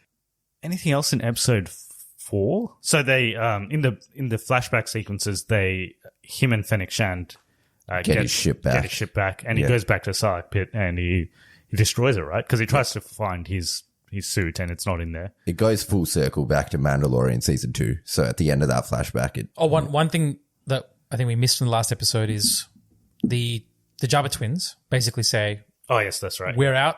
we're not going to contest this shit anymore after the failed assassination attempt by Black Chrysanthemum. Boba Fett says, you can have Black Chrysanthemum back. Yeah. Twins are like... Oh, because they capture him, right? They capture him after they subdue him. They said, the twins are basically like, we don't want him back. You can hand him into a bounty and get your money. So what was the point of all that? Like, so they just cut that out? Like, was there any point in that at all? Because he had to pull him out of the bacta tank. I think the twins... Could a Chrysanthemum just be hired by the Pikes? Yeah. So that's what And actually... then couldn't they just have turned him? I feel like Chrysanthemum... Well, initially, what the twins say is you can send this Wookiee back to the gladiator pits, which is a direct callback to the comics, is where Chrysanthemum and Boba Fett meet for the first time. So there's some history. These guys have some history. And you kind of see Boba Fett call back to that when he releases Chrysanthemum, literally saying, you're free to go. Don't work for these guys. If you're looking for money, don't get hut jobs. So he releases, he doesn't even hire him himself. Yeah, I don't think he's that trusting. If someone tries to kill you, don't hire them. I just found it funny how he like does a slow jog away. Like he's like, go. He's like, go. And then he's just like, okay. Slow jog. He's just like, are you really letting me go? Or is this some sort of like a Shawshank Redemption scene where I'm running and you shoot me from like but then the twins gift Boba with a Rancor. That's right. A baby Rancor. And who's manned by Danny Trejo. Yeah. Which is such an interesting cameo. And he never returns, does he? No. No, he's in the next episode. Yeah. He helps him train it a little bit. Yeah, and then he just disappears. Actually, that's in this episode. Yeah. Yeah. It's not yeah. And you see him in the present day. That's what he's kind of focusing his time on now. The Rancor. Boba Fett's like, he's quite adorable with the Rancor. It's like a puppy for him. I have some thoughts about the Rancor in the last episode. We'll talk about that as well. Yeah, for me though, the Hutt should have been the main villains in this series. Like, why wouldn't you make them the main villains? It's that would have been perfect because the Hutts are very good villains. Yeah, like you don't know what they're thinking. You can't stand them really. I feel like the reason why they didn't go that way is it's the predictable route. Because Jabba was the main player beforehand, and they make another Hutt the villain. It's like, oh, okay. To make a crime syndicate the actual fallback, and they didn't reveal it initially. It's like when the bike gang sign was sprayed onto the side of the Tusken Raiders, I was a little bit suspicious because in previous lore, it said that the Tusken Raiders are very, very capable. Like they can hold their own, they can defend themselves. They've been known to wipe out gangs of Jawas and gangs of stormtroopers as well in the original film. So to say a bunch of bike riders, like a little bit sus. It felt a little bit sus. So I thought there could be something else happening here, like a false flag attack. And that's when you kind of get to the point where the Hutts wouldn't do this, but there might be something more insidious, like a crime syndicate or something like. The reveal was very, like, it's not even a reveal. It's just like, oh, it's these guys. Well, they just say it. Yeah, it's like, oh, it's these guys. It's just, oh, okay, fair enough. Yeah. And he just says it like, you know when like villains just say their plan? Yeah. It's like that. Like, oh, like we killed the Tusken Raiders and like for no reason. Like there was no context. That wasn't revealed until the end, right? Yeah. And he says it, he doesn't even say it to Boba Fett. He says it to another character that comes up later. And he says that back to Boba Fett. So it's kind of like relayed through people. But anyway, at the end of episode 4, seemingly Boba Fett gets his revenge. So he goes and kills this, well, it turns out to be an innocent biker gang. Yeah, well, the Niktos, that's right. Nikto biker gang.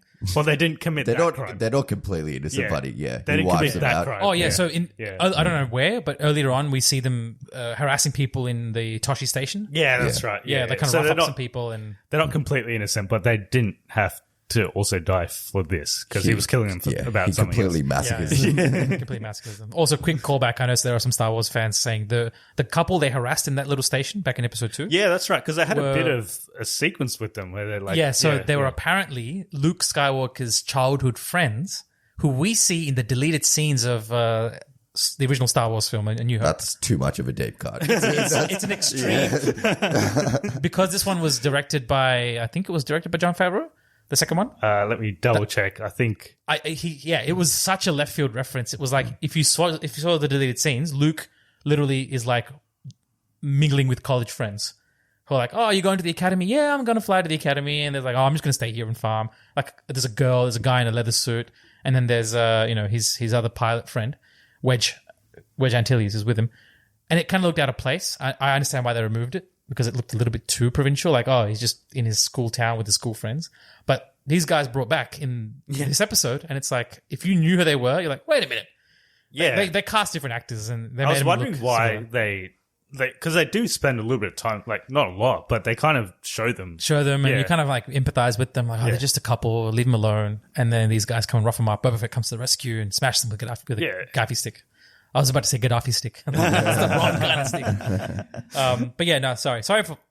There's a lot of rewinds in this episode, just but because there's things that I remember. A lot of content. So that was in chapter 3. I believe so. Yeah. Yes. So chapter 3 was directed by Robert Rodriguez. Okay. Yep. So and then you see him exacting revenge on the Nikto Biker gang with his ship now, the Fire Spray. By the way, can we talk about the name about the ship? So originally it was called the Slave 2. Slave 1. Slave 1, sorry. Now that's what it was referred to in the original trilogy and the prequels as well. There's been a little bit of controversy about calling it the Slave because it has certain connotations. So they now referring it to its actual model, which is Fire Spray, a Fire Spray gunship. Okay. Right? And there's been a couple of people like unhappy that they're somehow being, changing the name, that kind of stuff. And I feel like the name is like, it's calling the Millennium Falcon, not like a Corellian freight ship carrier, right? It's the same level of detail. So they call it as Fire Spray in this. I feel like it's a little bit more accurate to the lore or how they've been calling other ships. Like they call the Mandalorian ship in, I forgot what it was called. They use the model name. They don't use like a pet name for it. It's called starts with an R. But the Razor Crest. Razor Crest, yes. Yeah, and that's the model name, right? But that's just Star Wars fandom for you, isn't it? They're just, anytime something is changed that they don't agree with, then they're just going to be like, oh, that's bullshit. You guys are woke and you're PC culture. And I think there are examples where the fandom can be really, really good, really great, really warming and accepting. Other times when it can be too easily divided. This is a non-issue for me. Yeah. It's just a name after all. So yeah. And what does it affect really? How's this going to affect the greater Star Wars universe that a ship is called? What are they calling it? The firecracker. The fire spray. The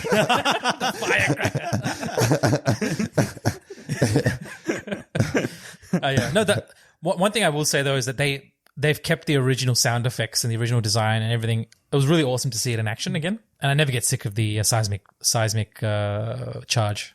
Yes. When they release into the Sarlacc and they destroy the crap out of it. That was cool. And Fennec Shan basically just says, looks like she doesn't really have anything better to do. So she's just like, I'll just come along. After she saves What did you guys think about that relationship? I kind of like them together. Like they go off well together. But that part where she like kind of just says, I'll stick with you. I didn't feel that was earned. I just didn't feel like it was legitimate. I would have loved to have seen some conflict. Like some actual, like, team progression. There's always the norming, the storming, the forming, and then the performing, right? Yeah. Typical key elements. And I feel like the fact that we didn't see any conflict, immediately they were like, Boba saves Fennec and then she's forever in his debt. Yeah, I just didn't buy it. It would have been really cool if he saves her, right? Obviously. She's indebted to him, but that causes conflict. So she goes away, and then there's another element that draws them back together again, and that creates a stronger bond. So you kind of believe it. The loyalty that the whole point of Boba Fett's new approach of, to be respected and not feared is to form a loyal group. And there's a word they use in this to describe the different clans. It's a really interesting word. They say Gotras. To have the different Gotras involved, like the Trandoshans have their Gotra and the Aqualish have their Gotra. It's a Sanskrit word actually. Gotra, correct pronunciation, which means clan or, the blood clan or whatever. Yes. And Boba wants his own Gotra, and the first person to establish it with was the Tusken Raiders initially. Since he lost his dad, he never had a family.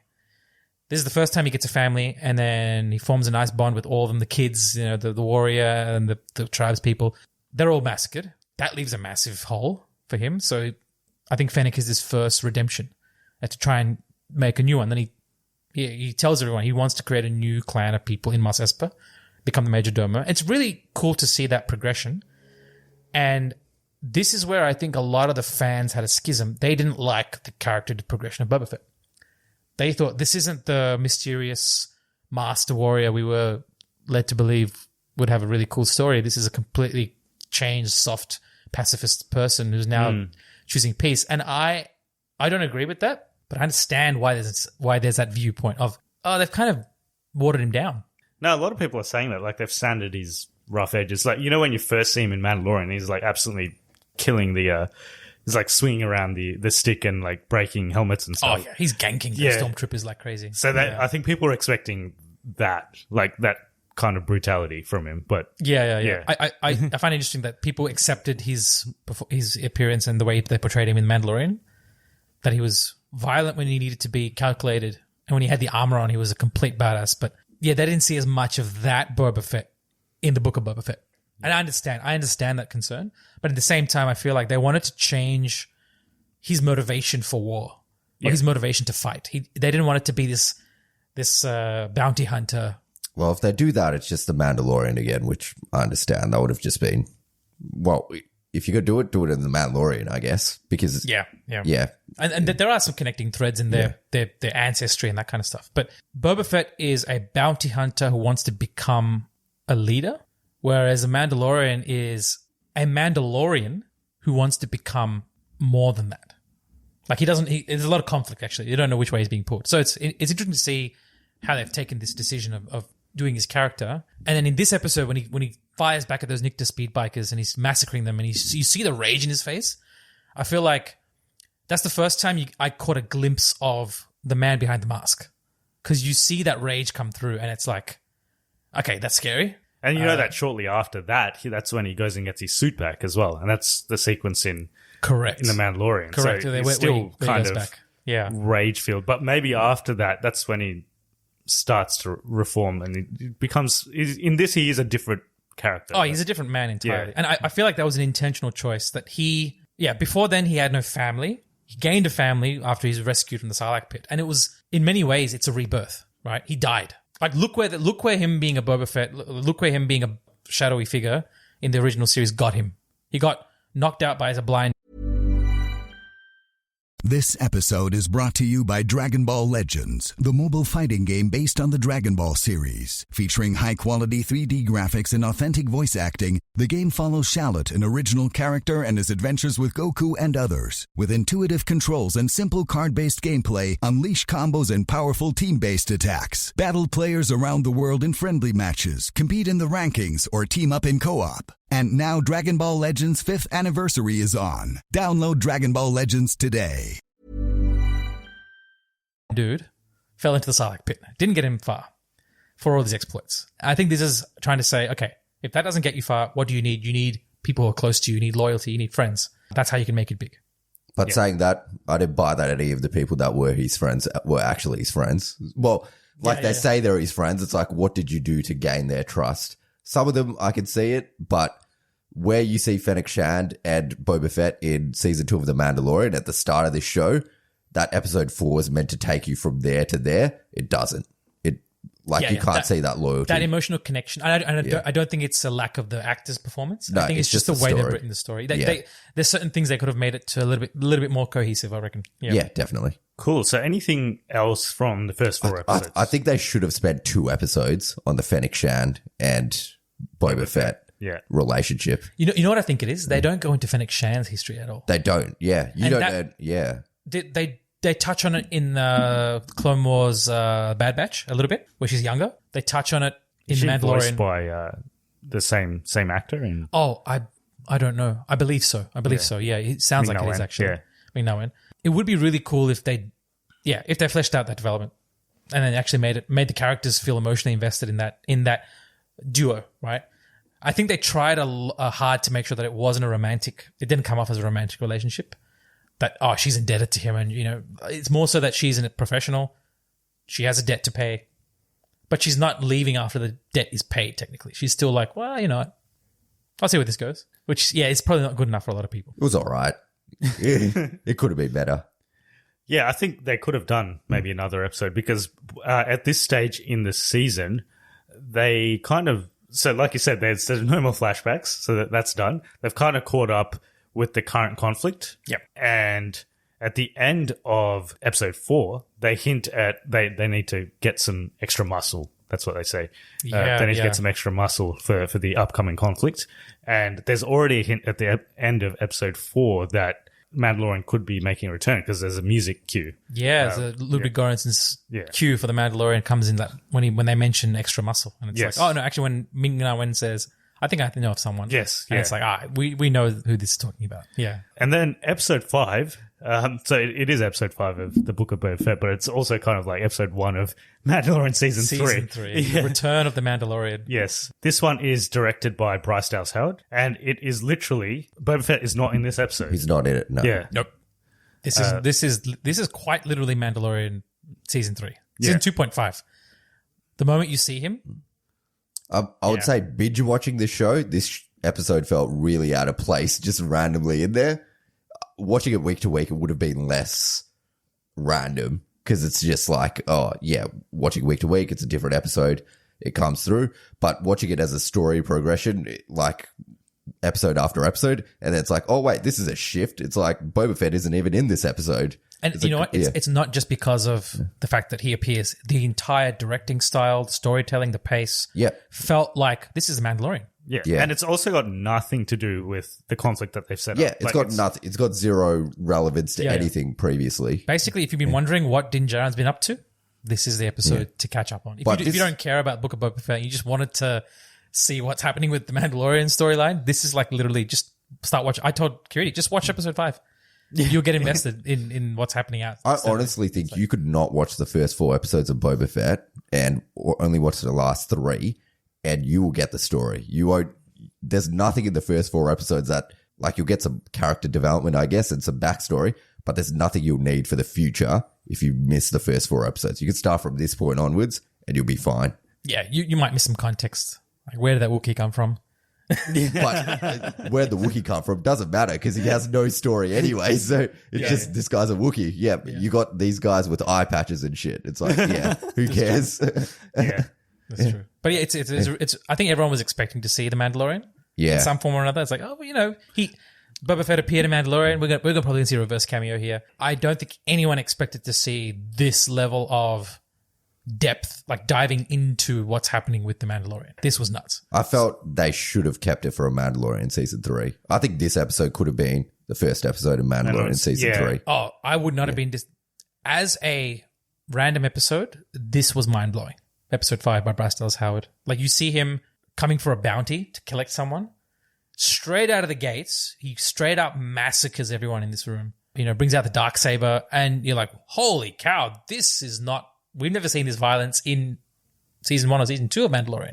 You know, he goes nuts. He gives this person fair warning, but it's a straight callback to the first episode of Mandalorian. You know, I can bring you in hot, I can bring you in cold. I'm pretty sure they even used the exact dialogue line. They just copied it straight from that episode 1 delivery and Interestingly, pasted it into Pedro Pascal didn't shoot any of this. It was a body doll for the whole thing. There you go. And he just And voiced. he just voiced it. Yeah. Just voiced it. Yeah. That is an incredible. Apparently, even season 1, because he was cast after they started shooting it for season 1.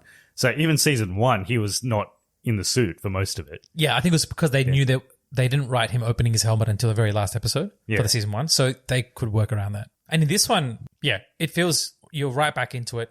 There's an amazing scene in that very first opening crawl where he takes his bounty, he goes back to where he's going to give the bounty, and there's like a continuous 3-minute shot that's in this episode where he's on this elevator.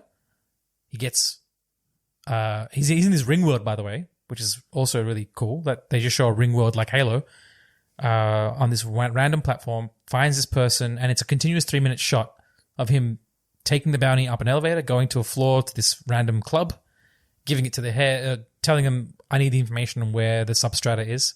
Talk for a bit. He kind of refuses, plays a gambit, then finally gets the information he wants, and then goes back down, and it's all one shot. And I'll tell you what, continuous shots like that really pull you into the immersion. Like, you buy in to the fact that this is some out-of-world place. It doesn't make you feel like you're just seeing one angle shot. Oh, this is some random CGI set. I don't care. They did it so well. It's like, it kind of makes you question, how did they do this? They must have done some really interesting camera techniques to kind of avoid having to actually build 2 levels. A really, really cool shot. They use the volume. Yeah, it was the volume. So because he goes into the elevator, yeah. and then it goes up. Yeah. And then when the elevator opens, the volume just has a different background. So the elevator doesn't actually move. And then, but then there's a lot of like actors who are in this in this building that are walking around doing different things. But when you see the original shot of him walking into the elevator, there's no one there. So I feel like they must have, as he walked in his segment, when he got into the elevator, I feel like the volume actually rotated the image reference so that they could then show him coming out, and it shows a completely different area of the volume where all these people are in. Yeah. It was done really well. I don't know exactly how they did it, but it feels like when as a viewer you're questioning, hold on, they couldn't have actually filmed this in a multi-layer complex. It then gets you kind of, you're immersed into the whole setting, which is really cool. And as we said, this is essentially a Mandalorian. It was almost jarring to see the Book of Boba Fett title come up. Yeah. In this episode, you're like, this looks like a different episode for a different show. And an interesting thing is, if you hear the theme playing, it's the Book of Boba Fett theme and the Mandalorian theme kind of fused into one. Yeah. Which is really cool. Yeah. That was a cool callback. What do you think of the Book of Boba Fett theme? I thought it was good. I loved it. Yeah. It's any theme that's like unique.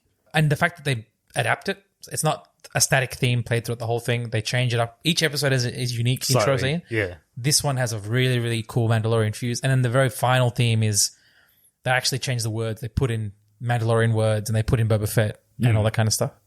So, yeah, I quite like it. The fandom picked up on it. They started mashing up different remixes and stuff. So. I think Mandalorian, the Mandalorian theme's still great, but this is pretty good as well. So there's a lot of stuff in this episode around the Darksaber, whether he's should be the wielder of the Darksaber, because there's this other. So do you know who this other character is? So yes, Bo-Katan Kryze. That's what. Oh, she's referenced. Yeah, and so the lore of the Darksaber starts from the Clone Wars. The first time you see it is in the Clone Wars season 5, where you see a terrorist sect of the Mandalorians called Death Watch, right?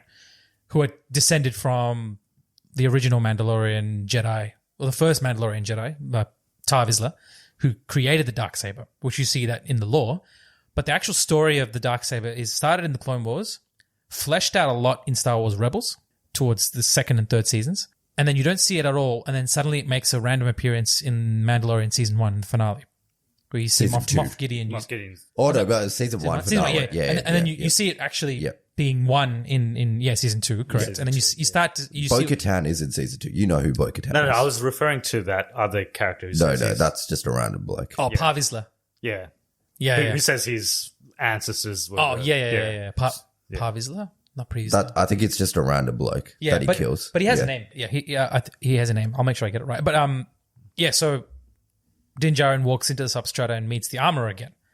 Sees the Armorer sitting in this weird ramp off into space. And what we learn is there's only 2 who survived that purge on Navarro. The big dude and the Armorer, who's played by Emily Swallow. I'm pretty sure the big dude's played by Jon Favreau. Is that right? Okay. Did he play it? Let me check. He might have. His body shape looks like Jon Favreau's. So. Yeah, Tar Vizsla. Yeah, that's the dude's name. Yeah. And I'm quite sure Jon Favreau played his physical his physical representation. And so Din Djarin comes back, and the first we go straight into the Darksaber lore. It's really, really cool. At this point in the show, I'm lost. I'm losing my mind. I'm like, what am I watching? This is The Mandalorian season 3. Yes. Yeah. And they start diving into the fable. You know, it would have been. Imagine it was actually Mandalorian season 3. Like even then, if I'm watching Mandalorian season 3 and this is happening, I'm still losing my mind. It's just like, as in mid-season, they actually switched to another show. That would have been like, what do you do? Every reviewer on YouTube that I've watched is just like, this is Mandalorian season 3. They're watching it. And even the title cards, like, it just comes up with Mandalorian. That would have been. Yeah. But no one would have expected that. I think the fact it was not just Bryce Dallas Howard that did this. There's a lot of attention to detail to the lore.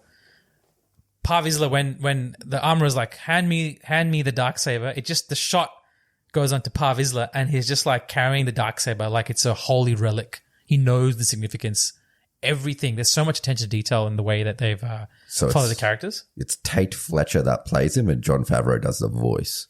Cool. Voice. Yeah. Nice. Yeah, I love that whole sequence. And then the story of, it's said, the whole lore, it's said that the Mandalore will carry this and will reignite the flames of basically will restore the Order of the Mandalorians. Yeah, as a Star Wars Rebels fan, I got to say, I wasn't expecting the callbacks to some of the story elements here. It goes on from that, and then one tragic thing is they end up burning the Beskar spear. He surrenders that, and the armor says something very interesting. Like the Beskar is never meant to be used as a weapon because it threatens Beskar armor. That spear could pierce Beskar armor, which is a danger. So you should only make shields from it, or those whistling birds, which aren't strong enough to pierce armor, I guess. So he says, then forge it into armor. Yeah. And so, yeah, it gets destroyed. But so how did that much spear become this much armor? Like, I'm sure there was leftover. She pocketed it. Yeah. She pocketed that one. I think every time he's given the armorer... by the way, we don't see the armorer at all in Season 2 of Mandalorian. This is the first time we're seeing her since Season 1, I'm pretty sure. I think so, yeah. You definitely see her towards the end of... Like, in Season 1, and she's in the finale of Season 1, right? When they're going through the canals. Yeah, so it's been a long time. Great to see her again. And yeah, she's every time Din Djarin's given some armor, he's always said, give it to a foundling. Give it to a foundling. Whatever you have left over, just make armor for a foundling. And this time he requests armor for his foundling, Grogu. And there's a really, really cool sequence here where the armor is like, the Jedis are taught to detach from their attachments. And they're not really meant to hold on to these connections. So what are you doing, Din? And Din's like, I'm a Mandalorian. We hold on to our kin. We believe in loyalty. And she's just like, what shall I forge for the foundling Grogu? Told you, bitch. And she's like, no, that was cool. That was a cool callback. Yeah. But she doesn't, right before she dissolves it, there's a beautiful flashback sequence of the destruction of Mandalore. Where you go into like what actually happened during the purge. Yes. And we hear callbacks to this where Moff Gideon talks about the Night of 1,000 Tears, where the Mandalorians were purged. So I think you mentioned this in our Mandalorian Season 2 episode. Yeah. And the reason, when he says that actually, I think in the episode it's mentioned. Yeah. And I remembered our discussion from last time. So, by the way, all these elements are actually unique to the show. We don't actually hear about this in any of the animated shows. We know there's been multiple civil wars where Mandalorians have fought between each other. And we know that at some point Mandalore was wiped out or people were wiped out. There's not much detail. There's a lot of detail being provided in these shows. So this flashback that we see is the first hint that we get at the genocide of the Mandalorian civilization. We see the destruction of a Mandalorian city. I think it is Sundari from the animated shows. We actually see the capital of Mandalore. I'm pretty sure this is the destruction of Sundari, which is another Sanskrit word. A lot of influence coming from the subcontinent there. But yeah, it's brutal. Immediate visual callback to Terminator 2, I felt like, where you see the K2SO droids like in the beginning, shooting you actually see Mandalorian bodies on the ground. It's pretty devastating. And yeah, that's a cool callback. And he does have a duel with this character that we just described before. Par Vizsla, straight out of the gate is like, maybe it doesn't belong to you. Yes. And does it get heavier if you're not using it properly or something? It gets it feels heavier. Yeah. So right before Par Vizsla challenges, we see a kind of dueling sequence where the armor is kind of teaching the Mandalorian how to duel, and she's counting in Mandalorian 1, 2, 3, 4. These are the 4 forms of the Jedi. 1, 2, 3, 4. But she's speaking in Mandoa, so I think it's like these 4 forms have some commonality, and it's a direct reference to Star Wars Rebels, where Sabine, who's also a Mandalorian, is being trained how to wield the Darksaber by Kanan, which is a Jedi Knight. And it's a very, very similar sequence where he's like 1, 2, 3, 4. And initially, she finds it easy. When she starts getting emotionally triggered, it becomes really heavy. It is heavy for Din Djarin in this. You can see him struggling. Even in the opening sequence of this episode, he actually injures himself. He cuts off a slice of his leg. Really stings. And it's heavy as hell for the entire training sequence. And the armorer says something really interesting. Din's like, this is really heavy. And it's like, that's because you're fighting against the blade, not me. And that's pretty much the premise of the blade. It's like, it is an ancient weapon. It is very heavy. It's made out of the purest Beskar, so it's very, very heavy. But the lore goes that the one who's meant to wield it, if you're connected in body and mind, then you'll wield it. If your will is straight, doesn't have to be good. If it's straight, if it's synced with you, it will not be heavy. A reminder: Moff Gideon used his weapon without any difficulty at all. Right? It's just a callback. He's not a Mandalorian. He's not but he had a vision and he carried that out to perfection. No emotional trauma, what do I do if I don't succeed? Nah, none of that. He's like, I'm going to fuck up some Mandalorians and kill off this little baby Grogu, put him in little shackles and stuff. He was committed.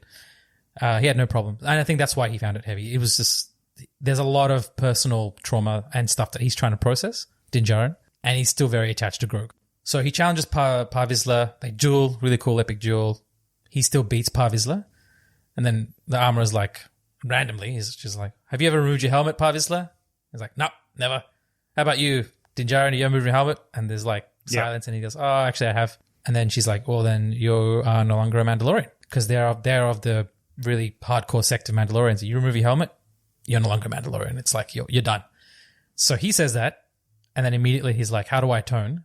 And then she says, the only way to atone is to bathe in the pristine waters underneath on the lakes of Mandalore. And he says, but all the lakes underneath the mines have been destroyed. And then the armorer just says, this is the way, which is hinting that you have to go there. So that's it. That's his. He's pretty much exiled from this little group, and he has to go and find a way to redeem himself, which is he has to go to Mandalore. It's pretty heavy. The next thing we see is we just go straight to Tatooine on a barge, carrying the on a commercial flight. On a commercial flight, that's correct. Yeah, because he doesn't have a ship. His ship was destroyed in the end of season 2 of Mandalorian. So he's flying to Tatooine, gets there, meets Amy Sedaris' character, the mechanic, and that's a really cool sequence. We also see... and they build a ship for him. They build a ship. We see a BD7 model droid making a little cameo. If you've played the Jedi Fallen Order video games, you'll notice that's a really cool callback. But he comes there because the mechanics told him, I've got a ship for you. I've got a Razor Crest for you. And so he flies back, meets with her, and then she's like, I've got a ship that can replace the Razor Crest. And he's like, that's not what we agreed upon. So she's like, just have a look. So she reveals the ship. And I think fans of the prequels will immediately recognize it's just a Naboo starfighter, which is a really, really cool callback. No one was expecting it to be a Naboo starfighter. I thought it might be a pod racer when I saw it. He's immediately like, nah, fuck this. I want a Razor Crest. I'm out. And she's like, hold on a second. This is actually pretty rare. It's pre-Empire, so you don't have to give codes. It's fast. I'll make it really good. There's a lot of, black market parts that we have, so I'll get that. There's like a 10-minute sequence where they actually start building the ship together. And they managed to acquire a lot of parts that he wants as well. Yeah. And there's a funny sequence where she talks to the Jawas, like literally speaking their language. That's all funny. BD7 helps out. And then they finish this whole Naboo starfighter. It looks amazing. Nice chrome finish. Really reminiscent of Star Wars Episode 1, like when he's trying out the pod racer. He gets in, they test it out. He shoots off into the distance, and the sound design in this sequence is amazing. Like straight out of, the pod racer sounds from Episode 1. And this whole sequence is like a nostalgic callback to, Tatooine, Beggar's Canyon, The Phantom Menace. If you're a fan of The Phantom Menace, this is an amazing thing. He flies into Beggar's Canyon, tests out the maneuverability. This ship is a speed demon.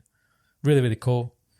Flies up, gets arrested by 2 X-Wing police officers, and like, you're going a bit too fast there.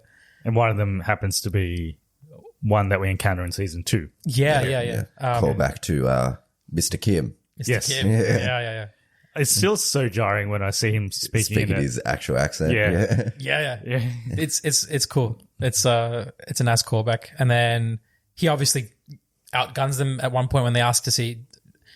I think he asked him, "Did you used to fire a Razor Crest, by the way?" Just want to have some questions. And he's just like, press the boost button and go flying off the distance.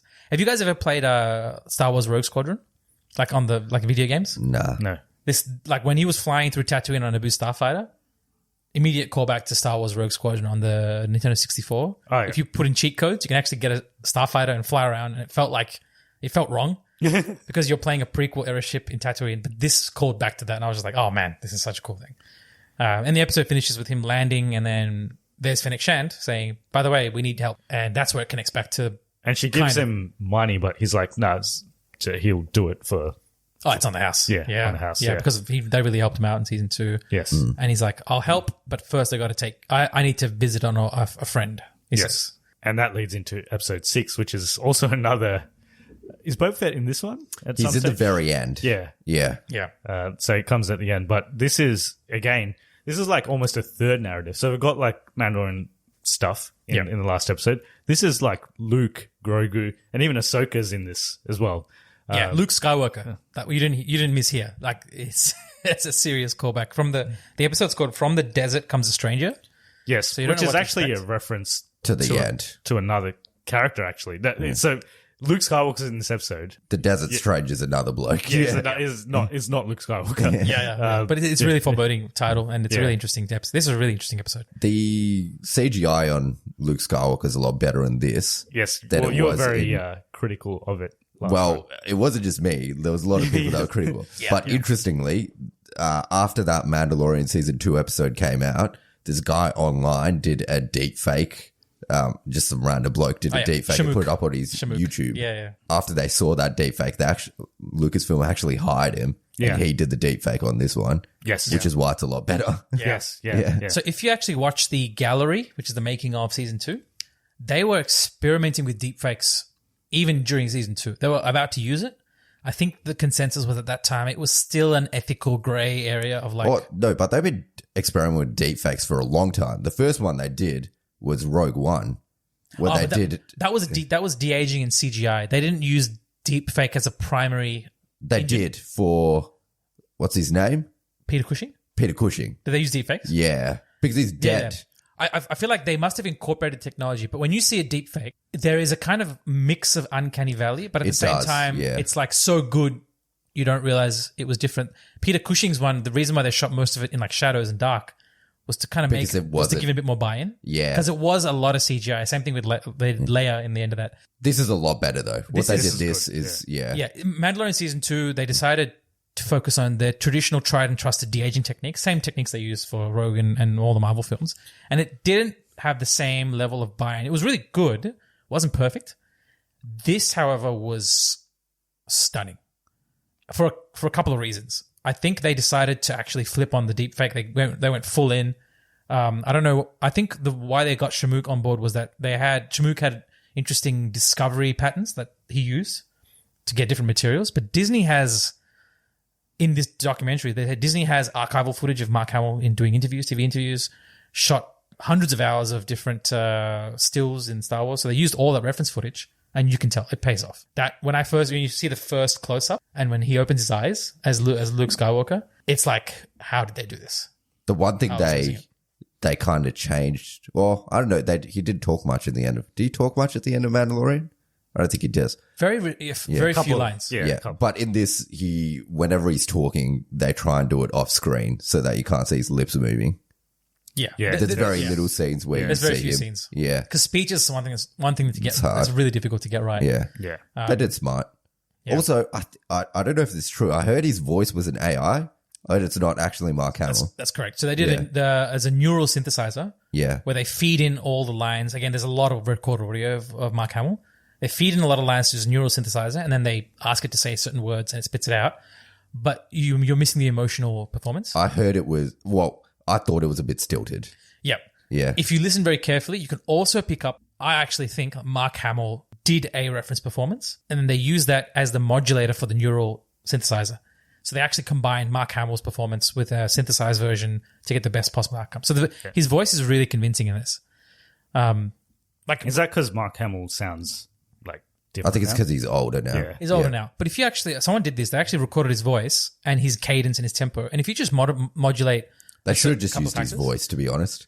I thought it was a bit stilted, his voice in this. Yeah. There are certain nuances that get lost. But I feel like they actually combined as much as they could. And it was really cool seeing an animated deepfake with a physical stand-in, the same guy who played the pilot in the previous episode, who played the other pilot, right? He was the physical stand-in in the end of Mandalorian Season 2, and he also was the stand-in for this one.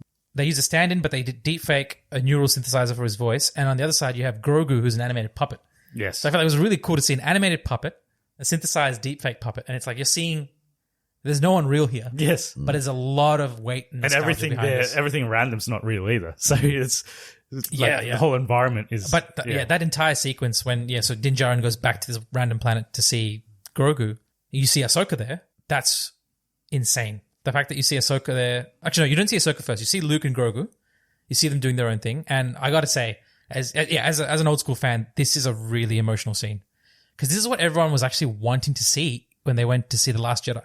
When we heard Luke Skywalker's coming back, you wanted to see the old master. You want to see the person we read in the Legends universe of training up students and being this wild character that you could start developing. Even Mark Hamill was like, at the end of Return of the Jedi, he's like, the character's fulfilled. He's now ready to teach, and then you don't see him anymore.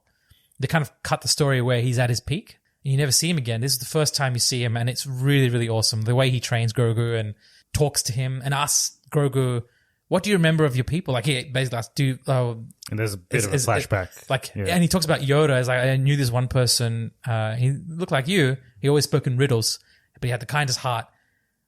Do people speak like that at home? He's trying to gauge where Grogu's from, and then Grogu's like completely blacking out, not knowing what's happening, and it's like, do you remember back home? Would you like to remember? And then tries to read Grogu's mind, and then we get like a bombshell of a revelation that he's still remembering Order 66, where he was at the Jedi Temple when it happened, and that's blocking a lot of his memory, like that trauma of seeing his compatriots die.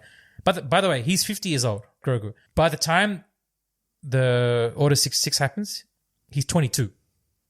He's already been in the temple for 20 years. So who knows how long he's been taught all this stuff and what he's kind of blocked off memory-wise. But that's a really powerful scene. It's tragic. It's really tragic. Anyone who hasn't seen like the prequels is like, oh crap, that's traumatic. Like, kind of surprised at it. I was like, oh damn, that's going deep. No, all this was really, really good. Like this episode was great as a Star Wars episode. Just a Star Wars larger. There we go with your alarm. For some reason, we always get his 6 p.m. alarm in our episode. 6 p.m. Oh man. No, but I thought it was a good like Star Wars episode. It was like it brings together a lot of different things that we've seen across the universe. I think a lot of fans would agree this was more of an emotional fan service roller coaster than the season 2 finale of Mandalorian, because it not only was everything better, but it was like the Luke carrying Grogu in a backpack, running around and doing exactly what he did with Yoda on Dagobah, doing flips and talking about jumping. Oh man, it was like I wasn't expecting this. I wasn't ready for it. It was so good. And I remember last time when we met up for season 2, Mandalorian season 2, you guys were saying Luke meeting Ahsoka is a massive deal, right? Huge deal. Yeah. Like I was talking about how Anakin and Ahsoka meeting would be emotionally complex. And we were saying, I think we were having a discussion that it would, like, they don't have to meet, but it would be a great fan service moment if they did meet. Yeah. And in this, they kind of just like... They've already met. Yeah, they're just, We see them like into that relationship, and then everyone's asking questions like, when did they meet? Did they talk about Darth Vader? Does Ahsoka know that Darth Vader, Anakin, was redeemed? And we don't know any of that, and I feel like they're going to keep that. We kind of get a hint that they've talked, and Luke considers Ahsoka as like an elder Jedi mentor, like an auntie, like a big sister. Because, by the way, she was already like 18, 19 by the time she left the Order, and Luke was born, so she's got at least 20 years on him. But that was a really cool dynamic that we see Ahsoka there. And Ahsoka puts this very plainly to the Mandalorian. It's like, the fans want to see the reunion, by the way, between Din and Grogu. They want to see him hug and reunite. They haven't been together in who knows how long. And she basically puts it to things like saying, well, Grogu's here to train. He misses you a lot. If you saw him today to give this gift made out of Beskar, whatever it is, we don't know what it is yet, he's not going to be able to say bye again. Yeah. Right? He had a really, drawn out goodbye before. I don't think you could do it again. And he has to make the really hard decision of saying, okay, well, you give it, I won't see him. And then he flies off, and then Grogu's like trying to reach out. Right? Yeah, it's kind of sad. But the whole point of the episode was to show what is Luke teaching Grogu. How is this? You see him building a school as well on this planet. It's got like droids building it. Yeah, droids building it. Any keen eye observers will know that in The Last Jedi, you see a sequence of even in The Force Awakens, there's a couple of flashback scenes where you see Luke looking at a burnt down academy or school. Yes, it's the same place. Yes. Yeah. What this ends up being the academy where Luke eventually trains Ben Solo, and where he makes his mistake of acting out on a vision that he had. So it's there's a really cool scene where in this episode. By the way, do we go back to Mos Espa where they for a second we go back to Mos Espa. I think some stuff happens. There's like a bombing. Yeah, that's right. Yeah.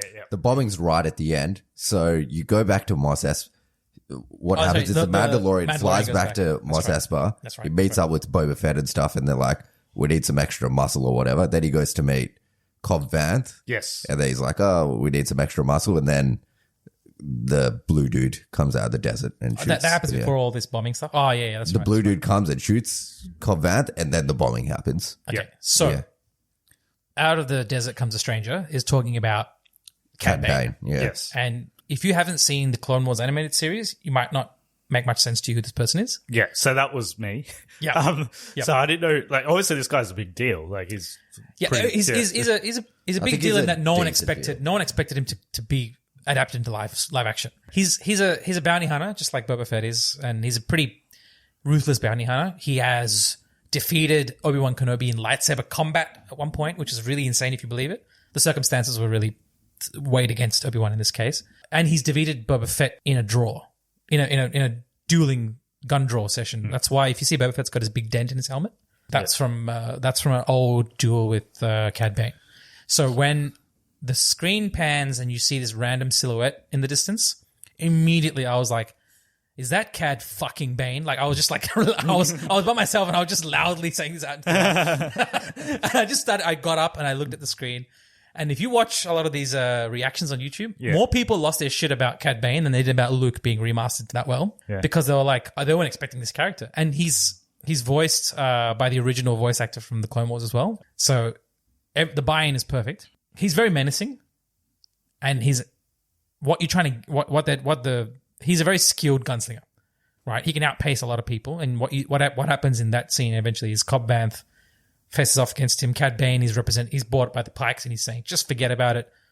Whatever Boba Fett's told you is a lie. He's a cold-blooded killer. He worked for the Empire. I don't believe his lies. And then Cobb Vanth is like, no, we're not going to comply. He straight up, Cobb Vanth's got his deputy. Cad Bane just wastes his deputy and wastes Cobb Vanth in a duel. I don't know if he kills Cobb. It's a very Western inspired scene. Yeah. Again, I don't think that's in the last episode, but I don't think he's. Oh no, you're talking about Cobb Vanth. Yeah. Cobb Vanth. Yeah. You he doesn't die. You see him hit his shoulder because he's in the end credit scene. Yeah. Yes. Of the finale. Yeah. Well, at this stage, we don't know if he has or hasn't died. I think we don't know in this episode because it gets shot and you don't see. Yeah. You don't see. You just hear reference to it. Yeah. Then right after this, you see two Pikes entering the sanctuary with the Twi'lek head of the sanctuary. They bomb it, killing everyone in the sanctuary. And immediately after the bombing, it goes back to the planet where Grogu and Luke are on. And there's a nice little detail where the screen transitions from burning, wipes up into the temple.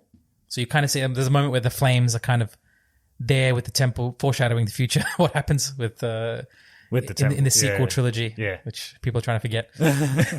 But there's a beautiful scene here where Luke is sitting with Grogu in the thing, and he says the Mandalorian's left you a gift, gives him the bundle. But instead of giving it to him, he says, I'll give you a choice. You can have this, or you can have this. And he or you can have this cool lightsaber. This cool lightsaber was it a smaller? It's Yoda's lightsaber. Yeah, it's a smaller lightsaber. Yeah. And he says it belongs to Yoda, which is really cool because we see his lightsaber falling in the end of Revenge of the Sith. He must have kept it or found it. And it's funny because he really he's trying to sell it. You can have this shitty armor. We could have this cool lightsaber. He takes it out, spins it around. He's like, look at this. You want this, don't you? The funny thing is he saw Grogu's vision that he had of Order 66. And in that, you see people wielding green lightsabers being massacred to death. So you think there's some traumatic connection with lightsabers. And then the first thing he does in the training sequence is he does the flips. It's a really beautiful sequence. And then he turns on a lightsaber and does like different forms in front of Grogu. And it's like, I wouldn't bring out the lightsaber that quickly. I would be a bit. This is like a Jedi weapon, and wonder he chose the other thing. Yeah. One really interesting thing is that when Jedi Padawans learn, they're not given lightsabers. They build their own lightsabers. They go to Ilum, which is a planet made out of kyber crystals, and they find their own crystal. I don't know if Ilum exists in this. I don't know if that planet's still there. In this one, he straight up offers a lightsaber, saying, "You can have this. Yoda's. It's your own people's lightsaber." And he presents his choice. If you choose a lightsaber, you will choose the Jedi way and you'll continue to learn in this art form, but you'll have to forego your personal attachment. But if you choose the armor, which a nice little chainmail armor that is designed for him, then you'll go back to your master and you will forsake the way of the Jedi. And the way of the Jedi is like, you don't give in to attachment, which is controversial because that's what kind of caused Anakin Skywalker to run to the dark side in the first place. And I think a lot of people hoped that Luke learned the lesson that it's okay to have affection. You can love people. You can still hold people dear. Like he went back to save Darth Vader because he had a connection to him. you can still love someone and not have an attachment towards them. Yes. It's a big life lesson. Like he had to burn him and let go of Darth Vader, sure. But then for him to say, okay, to Grogu, you got to make a choice. I think a lot of people saw that as like, what is he doing? Yeah. And I think it was intentional because it's a foreshadowing of the mistake that Luke makes. It's a foreshadowing that's a bad teacher. He's not really good. Yeah, he's not really a good teacher, is he? Well, I think he's passionate about passing on the Jedi way. Yeah. Maybe the Jedi way is It's not not the right completely way. flawless. Which is interesting because that's what the Last Jedi says. And everyone hates that movie. Well, I think people had mixed reactions to it, but that's essentially leads down that path of maybe the Jedi way is full of there's a lot more hubris than what appears in the first place. Yeah. Right? Not hypocrisy, but hubris in that sense of why is this happening? So that brought us up, and then the episode cuts at that choice that Grogu has to make.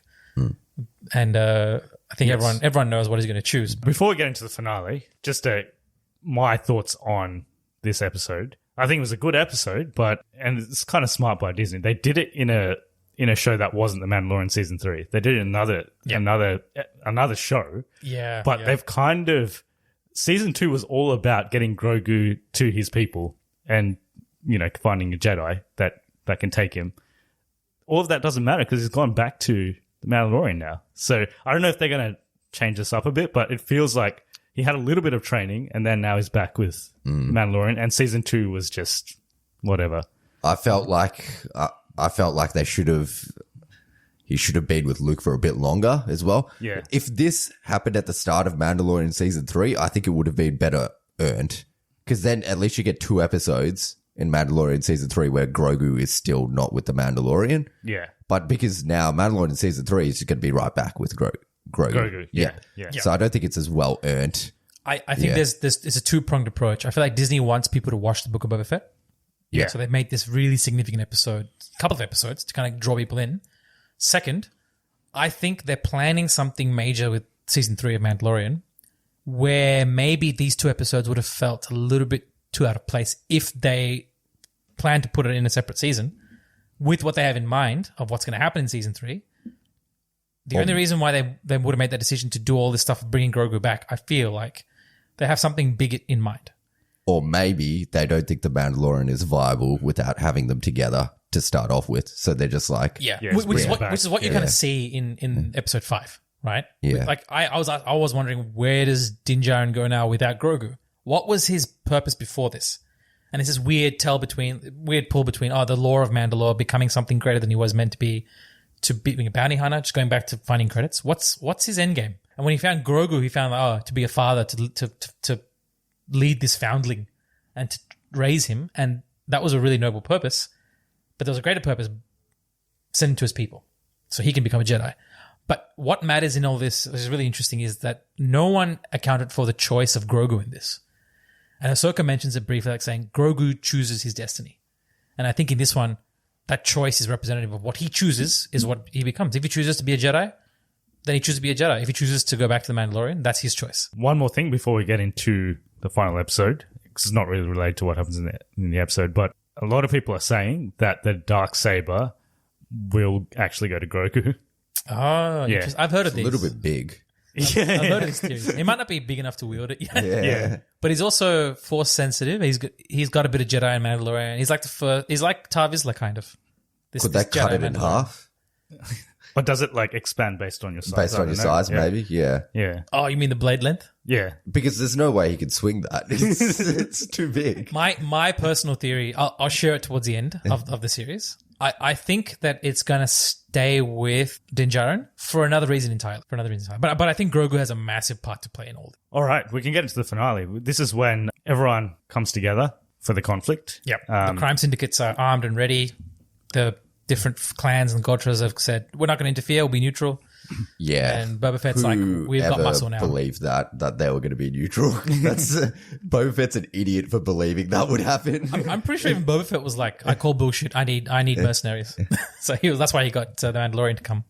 So he's got everyone there. But they're still surprised when they turn. It's like I thought we had them on our side. It's like, no, they betrayed us. It's like, oh no, how'd they? So when the clans eventually turn, I was expecting him to say, I knew this would happen. None of that. They're like surprised. But you promised.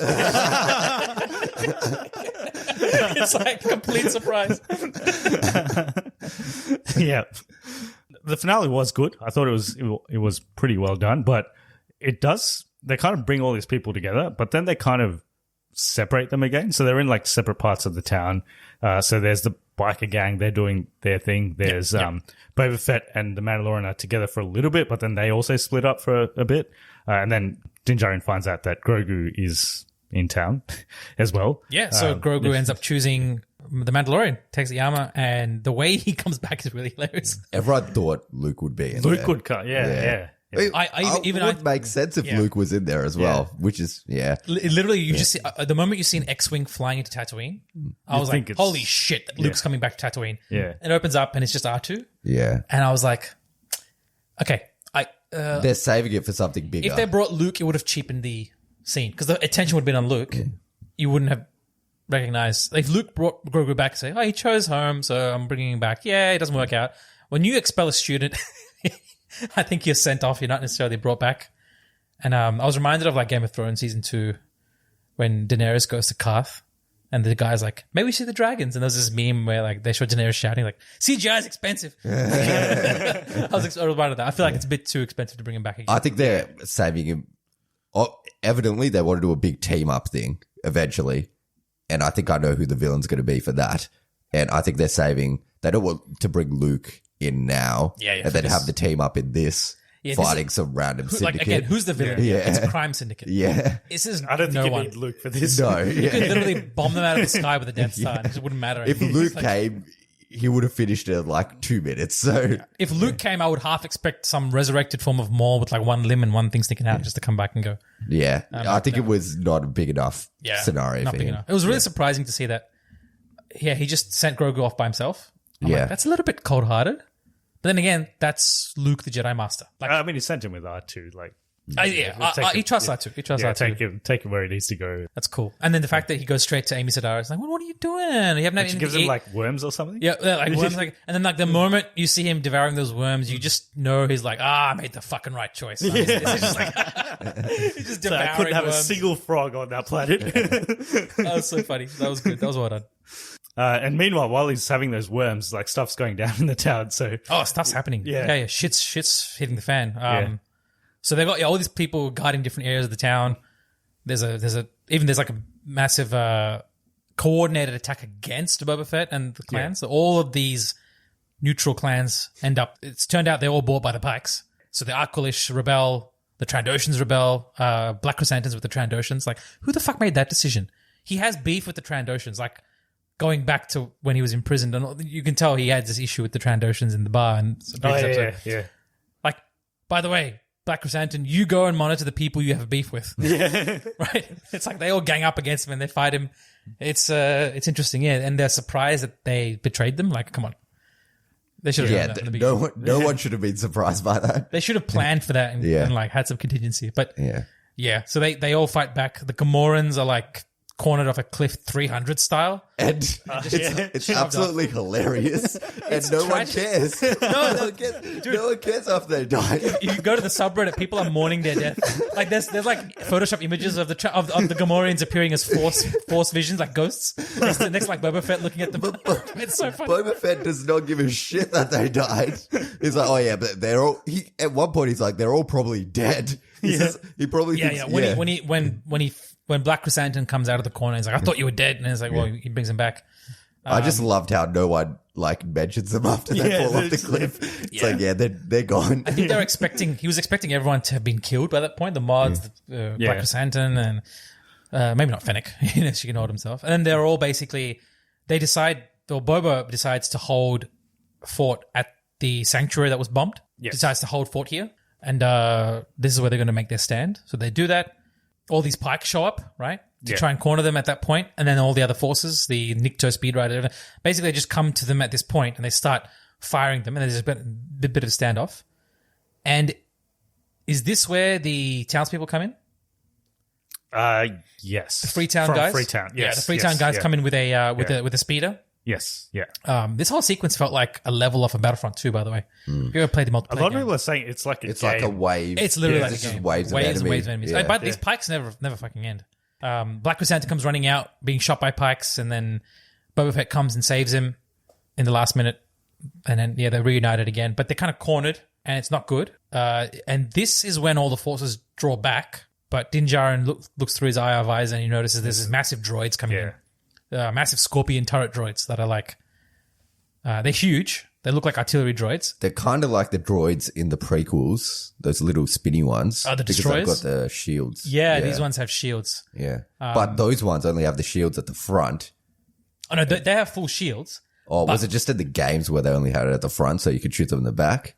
No. So they always had the 360 shield, but the difference with the destroyers was if you moved slow enough, or if you rolled like a thermal detonator, you could bypass the shield pretty easily. These ones are different. These ones, you can't even physically cross them, no matter how slow you go. So you see these droids come in, they start firing they destroy the speeder, and they all scatter. There's two droids, they end up splitting the group. At this point, I felt the pacing for the episode was a little bit interesting. It wasn't off. It was just interesting that they chose that mechanism to kind of then bring in the weight of it. I mean, it's foreboding, it's interesting, it's different. And a lot of the main characters, they kind of split up. Like, Fennec Shan's not even there. Fennec Shan's not in most of the episode, interestingly. Oh, because Boba Fett tells Fennec, go and find the leaders of the clans. She goes to kill the Pike. Yeah. Yeah, the Pike. Yeah. And I don't know where they get the information from, where they're all hiding out, but they get... It's the mayor's servant, slithering servant guy. Oh, that dude. Yeah. No, he's a funny character. Yeah. I think he tells them where they're hiding out. She goes to assassinate them to kind of kill the leadership so they don't keep sending force or whatever. Yeah. We don't see her again for a while. These guys are trying to fight off the droids, and you see people trying to breach the shields. Doesn't work. You see Mandalorian take out this Darksaber and try and break it. Doesn't work. Energy's bouncing back forth. Nothing seems to work. Black Chrysanthemum's trying to punch it. Doesn't work. So you can't actually bypass these shields. They just have to keep at it, like keep firing at the shields and depleting their energy. So all the people are firing at these droids, which I kind of felt was futile. Like if it's not depleting the shield... That's what I was thinking. It's like, what's the point of shooting it if it's not going through the shield unless it's... depleting the energy. Is it depleting the shield? Well, if this is at all like the game where you have the shields up, they will deplete faster if someone keeps shooting at you. Yeah. Otherwise, they're just... wasting. Yeah. But there's people from the Freetown, there's people, the mods and Mos Espa, they're fighting back using rifles and pistols and whatnot. So it was at this point I thought there's a little bit of an exchange between the biker girl and one of the girls from Freetown. Yeah. They were going to like go up to a tower and do something. They're going to snipe. They're going to snipe. They found a defensive position with a wall. It was like the turret of this Scorpion droid wasn't blasting through. Yeah. So they were like, let's hold here. And it's funny how she's like using this little pistol and like, what are you going to do with that? They give her like a proper sniper. Yeah, sniper rifle. I think just before this, Boba Fett just says, I'll get back up, and he flies off. Yeah, he flies up. So yeah, like basically he's gone for a little bit. Yeah. Fennec Shan's not even there. So it's basically just Din Djarin that's there. Din Djarin and Black Chrysanthemum on one side, trying to fight off this one big Scorpion. No, Chrysanthemum's on the same side as all the mods and stuff. Oh, is it? Oh, yeah. It's just Din Djarin by himself, and then Grogu and that lady come. Oh, yeah. Side. So the mechanic comes running in with like a rickshaw. Yes, yeah. With Grogu in it, and she's like, "You will never guess who's here." And then Mandalorian's like, "I don't have time for this. I've got shit to deal with." And then like in the middle of this random chase, he sees Grogu, and they have a small reunion, and it's like, "I thought I'd never see you again," and it's really good. All good, nice reunion, but I'm like, it's completely out of place in this real... Yeah, it's like... I wish it wasn't at that point, because why? Yeah. And it's like, you got the shirt, like he sees the... He calls it a shirt as well. Yeah, the little armor, the chainmail armor. It would have been really cool if they just met at the end after everything had happened. But yeah, it felt like they had to rush this and just push that reunion into that moment. They reunite, and he's like doubly worried now because Grogu's there. Like, why the hell did you come here now? Kind of is worrying. But as usual, Grogu saves his ass. Yeah. So we see, I don't know what comes first. So we see Boba coming in with the Rancor. Okay, so I have thoughts about this. Yeah. Why did Boba bring the Rancor when he could have brought his ship? Why would you not bring your ship? Good point. I feel like, personally, he wanted to use the Rancor.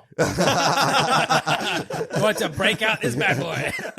So I've been training you up for this day. Come on. It's like this monster could destroy half the town, or I could use my ship where I could easily destroy these weapons. But the Rancor's cool. So if he brought his gunship into fire from like high orbit, high possibility of collateral damage. He could have hit his own people. The Rancor's going to kill everyone though anyway. Yeah, he didn't. He thought he had control over the Rancor. He's like, I can take this, boy. So next thing we see is we just hear a roar. We see Boba on a Rancor, epic style, coming in with like a saddle and reins and everything. He just comes in and he just completely jumps on one of the Scorpion droids. And you can tell now it's struggling to keep off the Rancor. And this is where the scene comes where you see the droid now focusing, the thing focuses the energy of the shield forwards. And there's a bit of a weak spot in the back. That's when Din Djarin decides, okay, now's a good time to try and break it. And he breaks it, comes in for the rear, dismembers one of the droid's legs and disables it.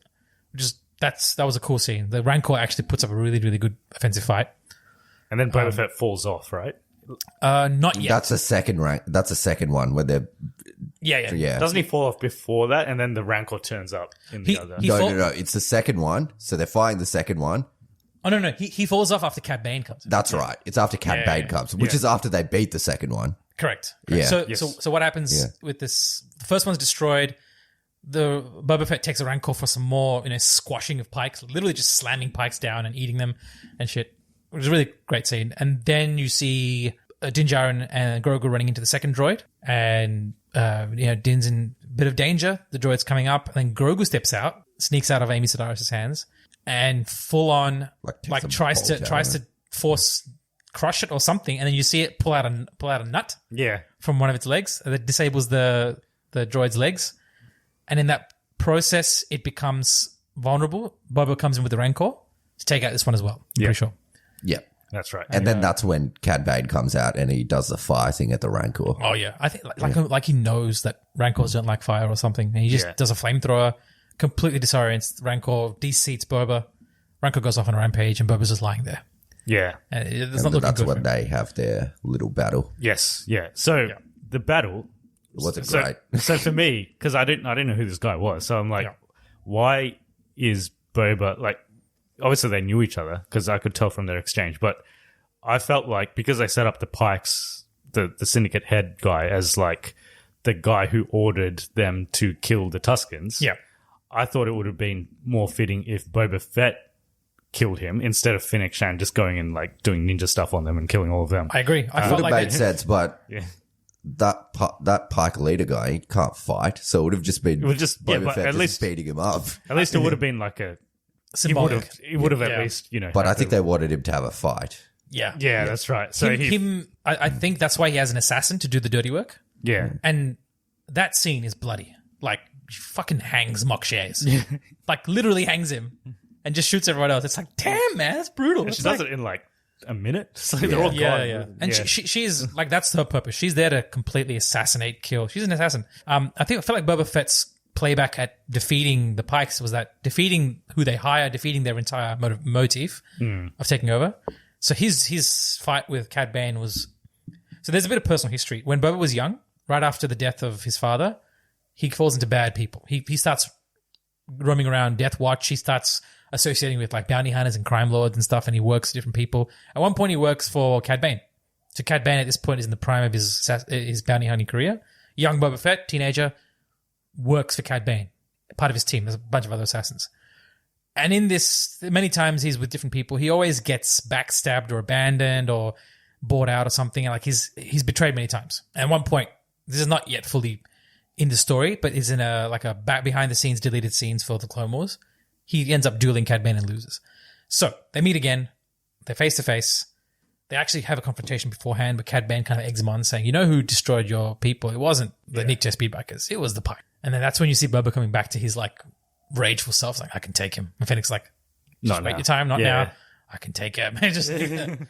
So now is a chance to fight, and then you see him duel, and it's like there's no contest. Cad Bane outduels Boba Fett any time of the day, but he's got armor on, right? So he doesn't die. Cad Bane is still pretty good at close combat, takes off his helmet and is ready to kill him. Boba's like trying to tell Cad Bane, "I'm not a little boy anymore. I can hold my own." But Cad Bane's like, "You're still the old Boba, I know, and you're not going to survive this, whatever." And it's in that last moment where Boba Fett pulls off like this last minute ditch move where he reacts perfectly well, gets the gaffy stick, knocks off Cad Bane to his feet, and then has the last minute position on him. And that's a pretty cool scene where he's just like, "No, you don't know me." And it just reminds us that Cad Bane's actually quite old in this scene. He's not in his prime. I hope he's not dead though, because I don't know, is that a wasted character? I don't know who. I don't know much about it, but he didn't really do much, did he? He didn't really shot do much. one guy. I'd like to think that no one in Star Wars that is killed on screen is actually dead unless you see him beheaded. Yeah. That's my rule. Like Yeah. people have survived falling off of buildings, being cut in half. Like Darth Maul. He'll probably come back. Won't Yeah, he? he was stabbed in the chest, and you see his little like unit. It's like beeping, isn't it? Beeping. I don't know what that means. It could mean that it's activating and helping him breathe. But he kills him. That's a good scene for Boba Fett. Reminded me of like you've seen Back to the Future Part 3, which is that duel where Marty McFly gets shot, but you don't know he's having the steel plate behind him. Yeah. Which is also a reference to a Sergio Leone film, like one of his old films. So this was like a double reference in that sense. So it's a Western with armor. But yeah, we see Boba redemption arc. He defeats Cad Bane, and in that hand defeating the Pikes. Now the Rancor's loose, right? It's completely devastating. The whole Mos Espa running around is like a King Kong reference where he climbs up the tower. Yeah. And he's like leaning off of that thing and like, all right, well, that's so Boba Fett obviously didn't factor this into his... He's trying to calm it down. Din Djarin tries to fly and tame it, which is interesting. It doesn't, Grogu saves the day again. Doesn't work. There's a bit of a reference with Mandalorians trying to tame big beasts. That's how you originally get your crest. Where if you tame a beast or you defeat a beast, that becomes your insignia. And he does that in episode 1 of season 2 when they have that the rhino thingy. Yeah. That's when Din Djarin does it. Yeah. There's a lot of speculation But as to to how... be fair, that was actually Grogu that defeated it that's as well. true. Yes. Jar just taking bloody all of Grogu's wins. There's a lot of speculation as to how Boba got his crest, which is a mythosaur. And that's like an extinct, said to be extinct beast of Mandalore. But this is a callback to that. When he's riding the Rancor, it's like the Mandalorians historically have ridden beasts into war. That was cool. He couldn't tame this one eventually. So Grogu steps in out of nowhere and has this beautiful moment where he kind of like force syncs with the Rancor, and the Rancor just kind of looks at him, calms down and falls asleep. Yeah. And Grogu is just like... To be honest, that was my most surprising part of this whole season. Yeah. Because normally they just kill all the animals. So I'm like, oh, they kept this one alive. True, yeah. They fucking killed off the Rancor in Return of the Jedi. I wouldn't have been surprised if after Grogu put it to sleep, if Din Djarin just came up with the Darksaber, chopped its head off. Yeah. What are you doing? I thought we're fighting it. That would have been brutal. They do kill a lot of animals in it. Like they kill an animal in basically every episode of the first season. You know, in the train that going back to episode 2, in the train sequence, every time the train goes past, they shoot one of the banthas. The banthas, yeah, they just die. It's just, why would you every single time, an harmless creature? It's just like ooh, falls over.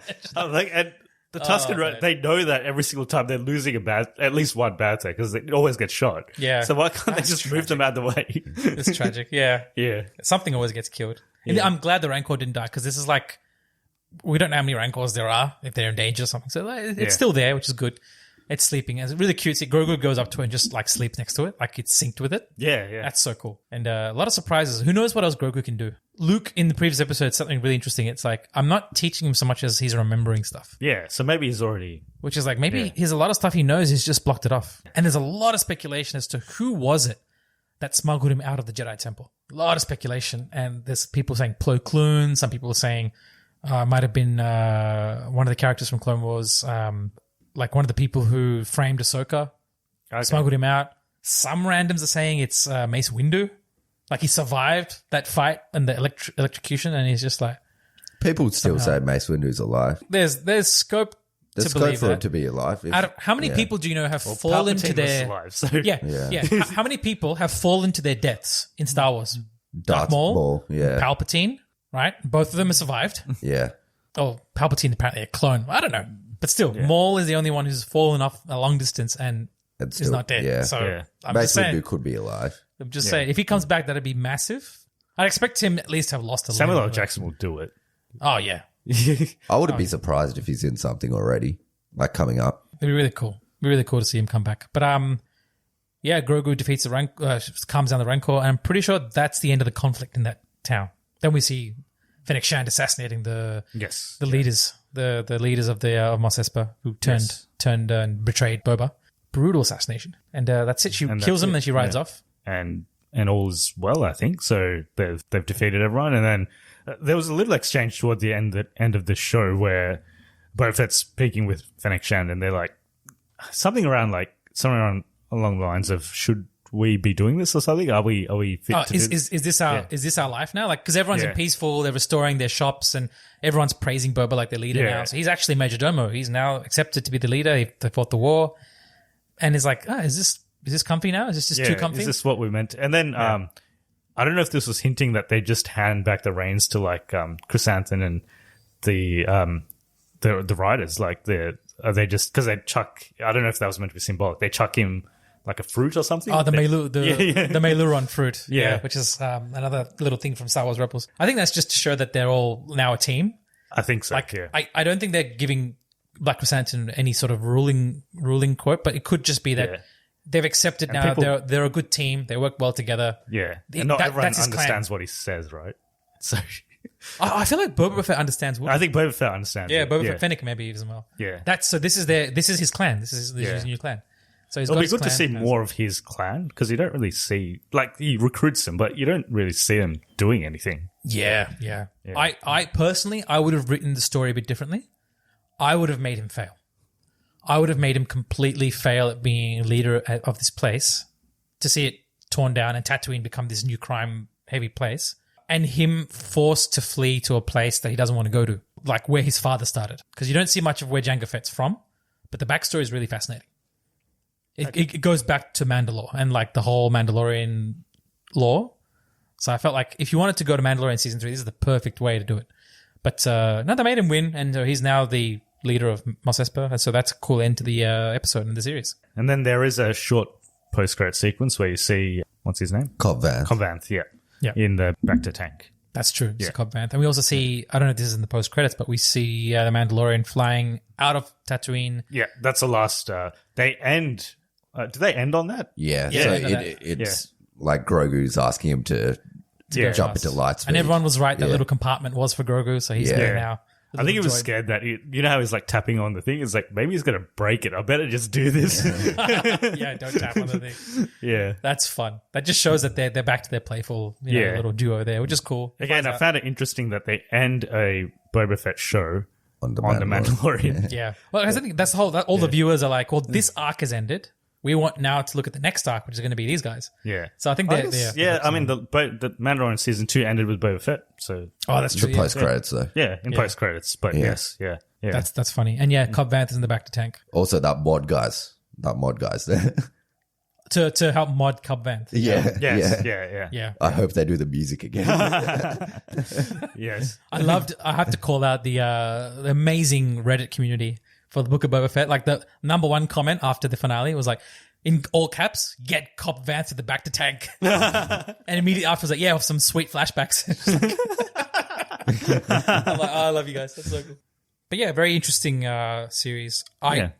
There's definitely, so now you understand what I mean by massive deviation. Yeah. To the and I, like, just as an outsider, I felt there definitely was a deviation. Yeah. It's not that I didn't enjoy what they deviated, but I was expecting a Boba Fett show, and it wasn't. In the end, it wasn't really. Like, it was, but it wasn't really at the same time. They gave him his arc only after kind of diverting and kind of hyping up fans for a lot of fan service, bringing it back. That's the thing, though. They diverted. It gave fans something they wanted. But if they diverted, it gave fans something they didn't want, people would have burnt the show to the ground. Yeah. Oh, yeah. They could have, like you said, if they kept those 2 episodes for the Season 3 Mandalorian and just focused on the story of Boba Fett, I think it would have been only 5 episodes. Yeah, which I wouldn't have minded that. Yeah. But to be honest, like they could have just shown the Mandalorian. The Mandalorian could have just showed up for the last episode, couldn't he? Oh no, they could have kept how they introduced the Mandalorian, like in the Return of the Mandalorian episode 5, but maybe halfway through, instead of focusing on the Grogu subplot, as soon as he finds out his Mandalorian people, he gets expelled. He goes to Tatooine. That's it. Yeah. Because you don't actually need Grogu. Like, he does save the day, but you could have done it another way. Someone else could have done it. Yeah. Because in that way, you would still have shown a nice backstory as to what his thing with the Mandalorian lore is. Yeah. But he's now back on Tatooine. He's with Boba Fett. He's focused on the story. Yeah, and it wouldn't feel like it's been way too soon to bring Grogu back as well. Like, True. You could have had a bit more time to flesh that out. But yeah, so again, I feel like they must have something in mind for that story subplot. And I feel it's got to do a lot with the whole Din Djarin, Bo-Katan, Darksaber, what's happening to Mandalore. He has to go back to Mandalore now because he really wants to redeem himself. So it's interesting to see where it's going. I'm more hyped about the Mandalorian at this point. Boba Fett, he's safe, he's good. I don't know if they'll do another show just about Boba Fett. Maybe he'll feature in other stuff. Yeah, there has to be a conflict or some sort of a some question that needs to be answered. For me, the biggest question is he's got his armor, right? Have you ever noticed the signs on his armor, the symbols? There's like a two hemispheres split by a wheat grain with the number 7 on it, and on his shoulder he's got the mythosaur symbol. And these were not Jango Fett symbols. These were symbols that Boba Fett got inscribed on the armor after he inherited it, which means he's done some shit. The extended universe, that symbol is the Concord Dawn symbol, which is a colony off of one random moon in the Mandalorian system that doesn't matter. But when the Mandalorians flew, they escaped Mandalore, some settled on Concord Dawn, and someone took Jango Fett, Boba's father, as a foundling. That's how he got the armor. That's how he trained as a Mandalorian. So there's a history that's going back there. I really want them to flesh out that history of what happened with his father. How did he become a Mandalorian? And does Boba Fett have any link with that? Because he wouldn't have got that symbol engraved if he didn't go back or did do something. Same thing with the mythosaur. What does Boba Fett have to do with Mandalore? That'd be really cool to see. Yeah, so we'll see if they explore all of that. So in terms of Star Wars things coming up, the next one will be Obi-Wan. And then, wow. Yeah. I think there's some other shows planned, right? But Ahsoka. And there was some other... Acolyte? No, it's that guy in Rogue One. Oh, yeah, I know the one you're talking about. The guy, what's his name? The guy in Rogue One who's, they're doing like a backstory thing for him. Oh, I should know. You guys know. Oh, no, I know what it is. It's called The Guy in Rogue One Who Dies. That's what the Which movie... one? The main protagonist? Yeah. Yes. Not the lady, the guy. Oh, Andor. Andor, yes. Andor. Yeah, Yeah, Andor. yeah. Cassian Andor. Cassian yes. Andor. But the show is called Andor. Yeah. There is one about, it's based in like the before times, the previous, the Galactic Republic, the old one, about the Sith, about the Sith Acolyte. I don't know what the show's, isn't the show called Acolyte? I don't know if that's confirmed. Is that the show? Hold on. Acolyte. I'm pretty sure it's Acolyte. Star Wars Acolyte.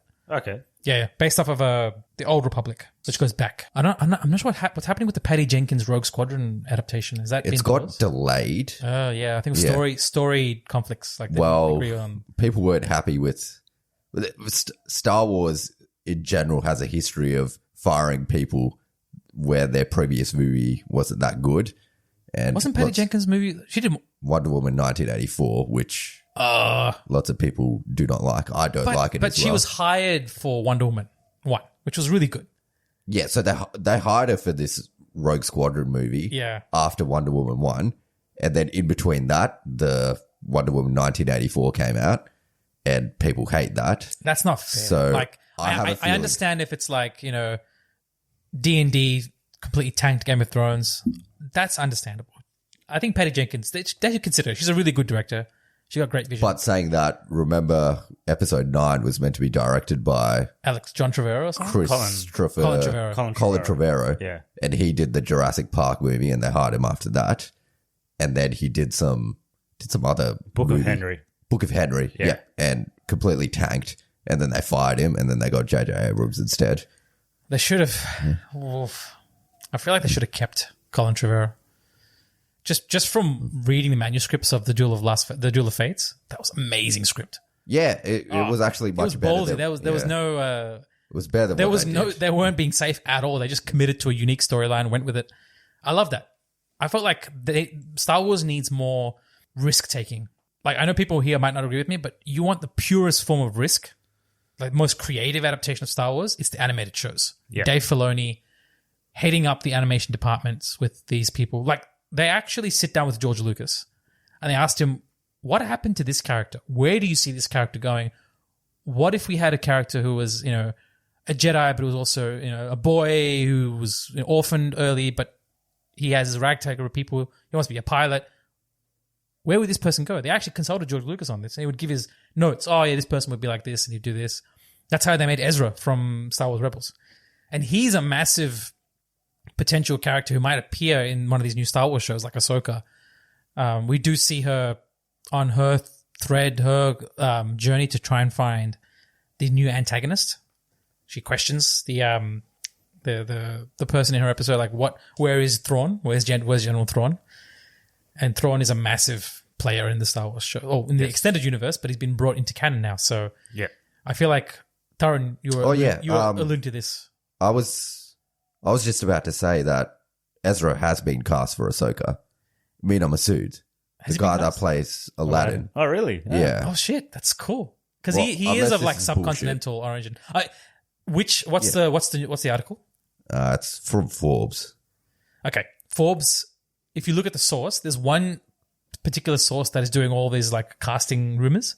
So I don't know if it's been confirmed because it's not we got this covered, so it's not complete bullshit. Forbes has some level of consistency. Apparently, also the Sabine Wren has also been cast potentially. Yep. From what I've seen, it looks really good. But what you were going to say about my theory is that I think everything's going to lead to Thrawn in the end. Yep. And they're going to bring all these characters together to fight Thrawn. Yep.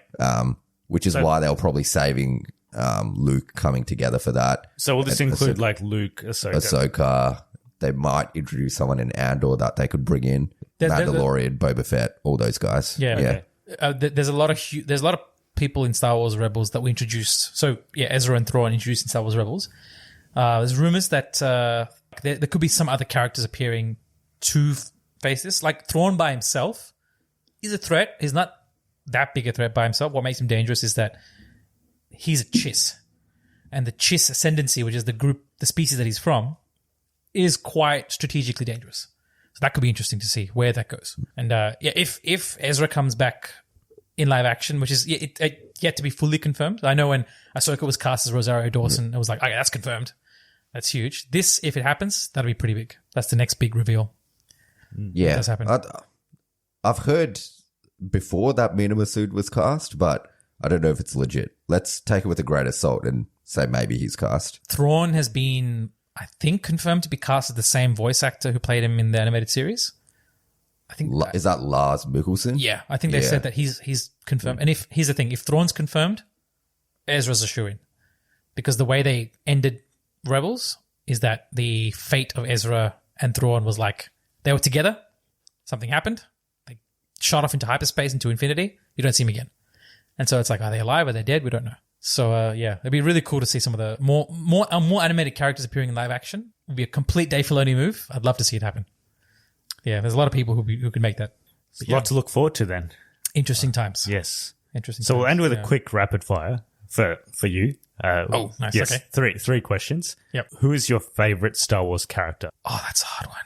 If you had to pick a hard one. Favorite Star Wars character. Okay. Favorite Star Wars protagonist, and we'll do antagonist separate. So. Okay. Yeah. All right. Favorite Star Wars protagonist would be young Anakin Skywalker. Okay. So like not during Clone Wars. Yes. During Clone Wars. Yeah. Yeah. I would say, or even during Clone Wars, I would say. Mainly because there's a lot of conflict behind him. Fan conflict. Not everyone likes the way his character was fleshed out. Yeah. But I feel like he's my favorite because the entire Skywalker saga is centered around him. Him as Darth Vader, him as a kid and everything. So it's like, he's my favorite character.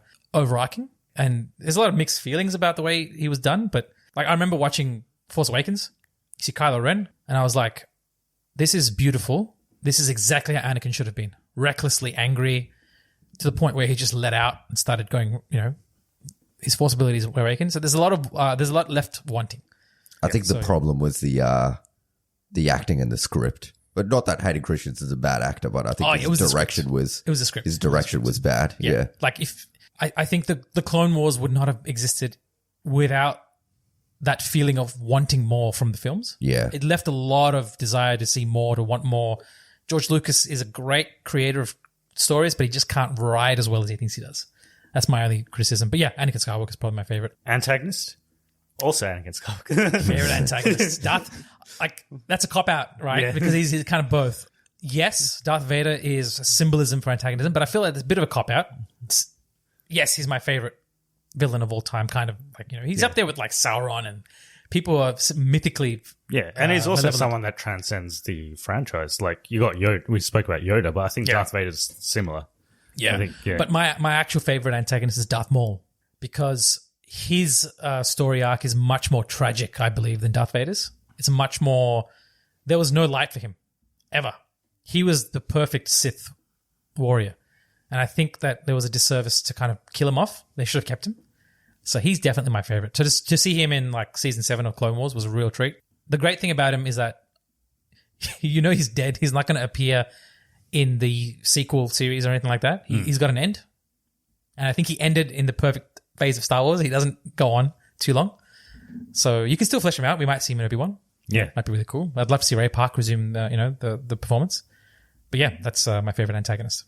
And last, your favorite Star Wars property. So it could be a movie, a show. Oh, that's one good. Clone Wars. Okay. For me. Yeah. The Clone Wars series. Yeah.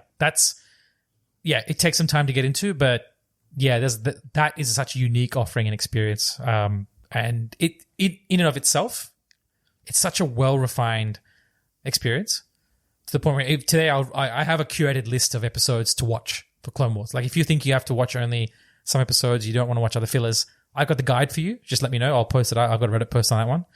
But I still believe it's one of the more wholesome experiences, and it brings in everything you love about Star Wars, basically. Yeah, and even comments about the stuff that people didn't like. Like, that was too fast. Anakin went from like 0 to 100. From like, I want to save my wife to I'll fucking kill these kids. Like, and that's kind of explained in the Clone Wars. Like, what they actually fill in that time to say there's a progressive build-up of that side of him. Clone Wars. All right. Another very definitive episode on Star Wars. So we actually haven't talked about a Star Wars movie yet. We've done Mandalorian and this, but at some stage we'll do the movies. We'll see. We have done Rise of Skywalker. Yeah, we have. I keep forgetting about that one though. Yeah. Did you do the original sequel? And we did Star Wars Solo as well. Solo. We did do that as well, which I also forgot. But, yes, but you haven't done Force Awakens and Last Jedi? No. So because we started this in 2018. So. Oh yeah, true. Yes. So we did Solo. We did Solo. Yeah, Solo was actually our first Star Wars thing that we talked about. I keep forgetting about those two.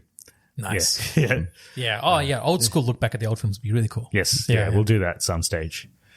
All right. So if people want to get in touch with us and tell us about their thoughts on Star Wars in general, how do they do it? So we're at Cognitive Recalibration on all platforms, or you can email us at cognitiverecalibrationpodcast@gmail.com. Yes. And if you want to support the podcast, you can do so by giving us a review on iTunes or Spotify. And that makes us more discoverable on search engines. And lastly, if people want to contact you, especially on Twitter, because you're... Twitter, Bhaskar MC. It's BHASKAR. Forgot my name there for a second. MC. At Bhaskar MC.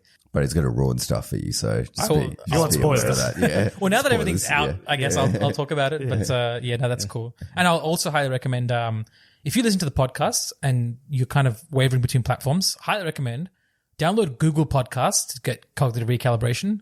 It comes up with like cards every time you have different topics on, so people can go straight to the different topics on Google. Yes. And click on it and go straight to like Star Wars or Clone Wars or Boba Fett, whatever. So it's a really cool interface they have. Okay. Yeah. Yeah. So does that... Because I put in timestamps from our end. Yeah. But do they also do some automation on their end so you can go to...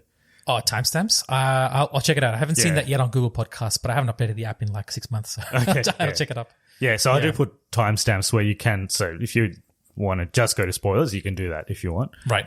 But yeah, that... Oh, you mean in the description? In the description. Yeah, that comes up. That comes up. Yeah. There's not like YouTube timestamp where it's actually on the actual loading button. No. Yeah. That's application based. But anyway, that does appear. All the descriptions come. That's really cool. Thanks, Bhaskar. Thanks for... It's 3 hours of your time. Thanks a lot. I could talk forever about... This is the only platform where I can ramble and rant about Star Wars without looking like a lunatic. So, thanks for giving that outlet. It's a pleasure to be here as always. That was good. And as always, we'll get you back for another episode at some stage. Maybe Obi-Wan when that comes out. Oh, yeah, that'd be huge. Once again, thanks everyone for listening. Hope you're all staying safe, and we'll see you in the next one. May the Force be with you. This episode is brought to you by Dragon Ball Legends, the mobile fighting game based on the Dragon Ball series. Featuring high-quality 3D graphics and authentic voice acting, the game follows Shallot, an original character, and his adventures with Goku and others. With intuitive controls and simple card-based gameplay, unleash combos and powerful team-based attacks. Battle players around the world in friendly matches, compete in the rankings, or team up in co-op. And now Dragon Ball Legends 5th anniversary is on. Download Dragon Ball Legends today.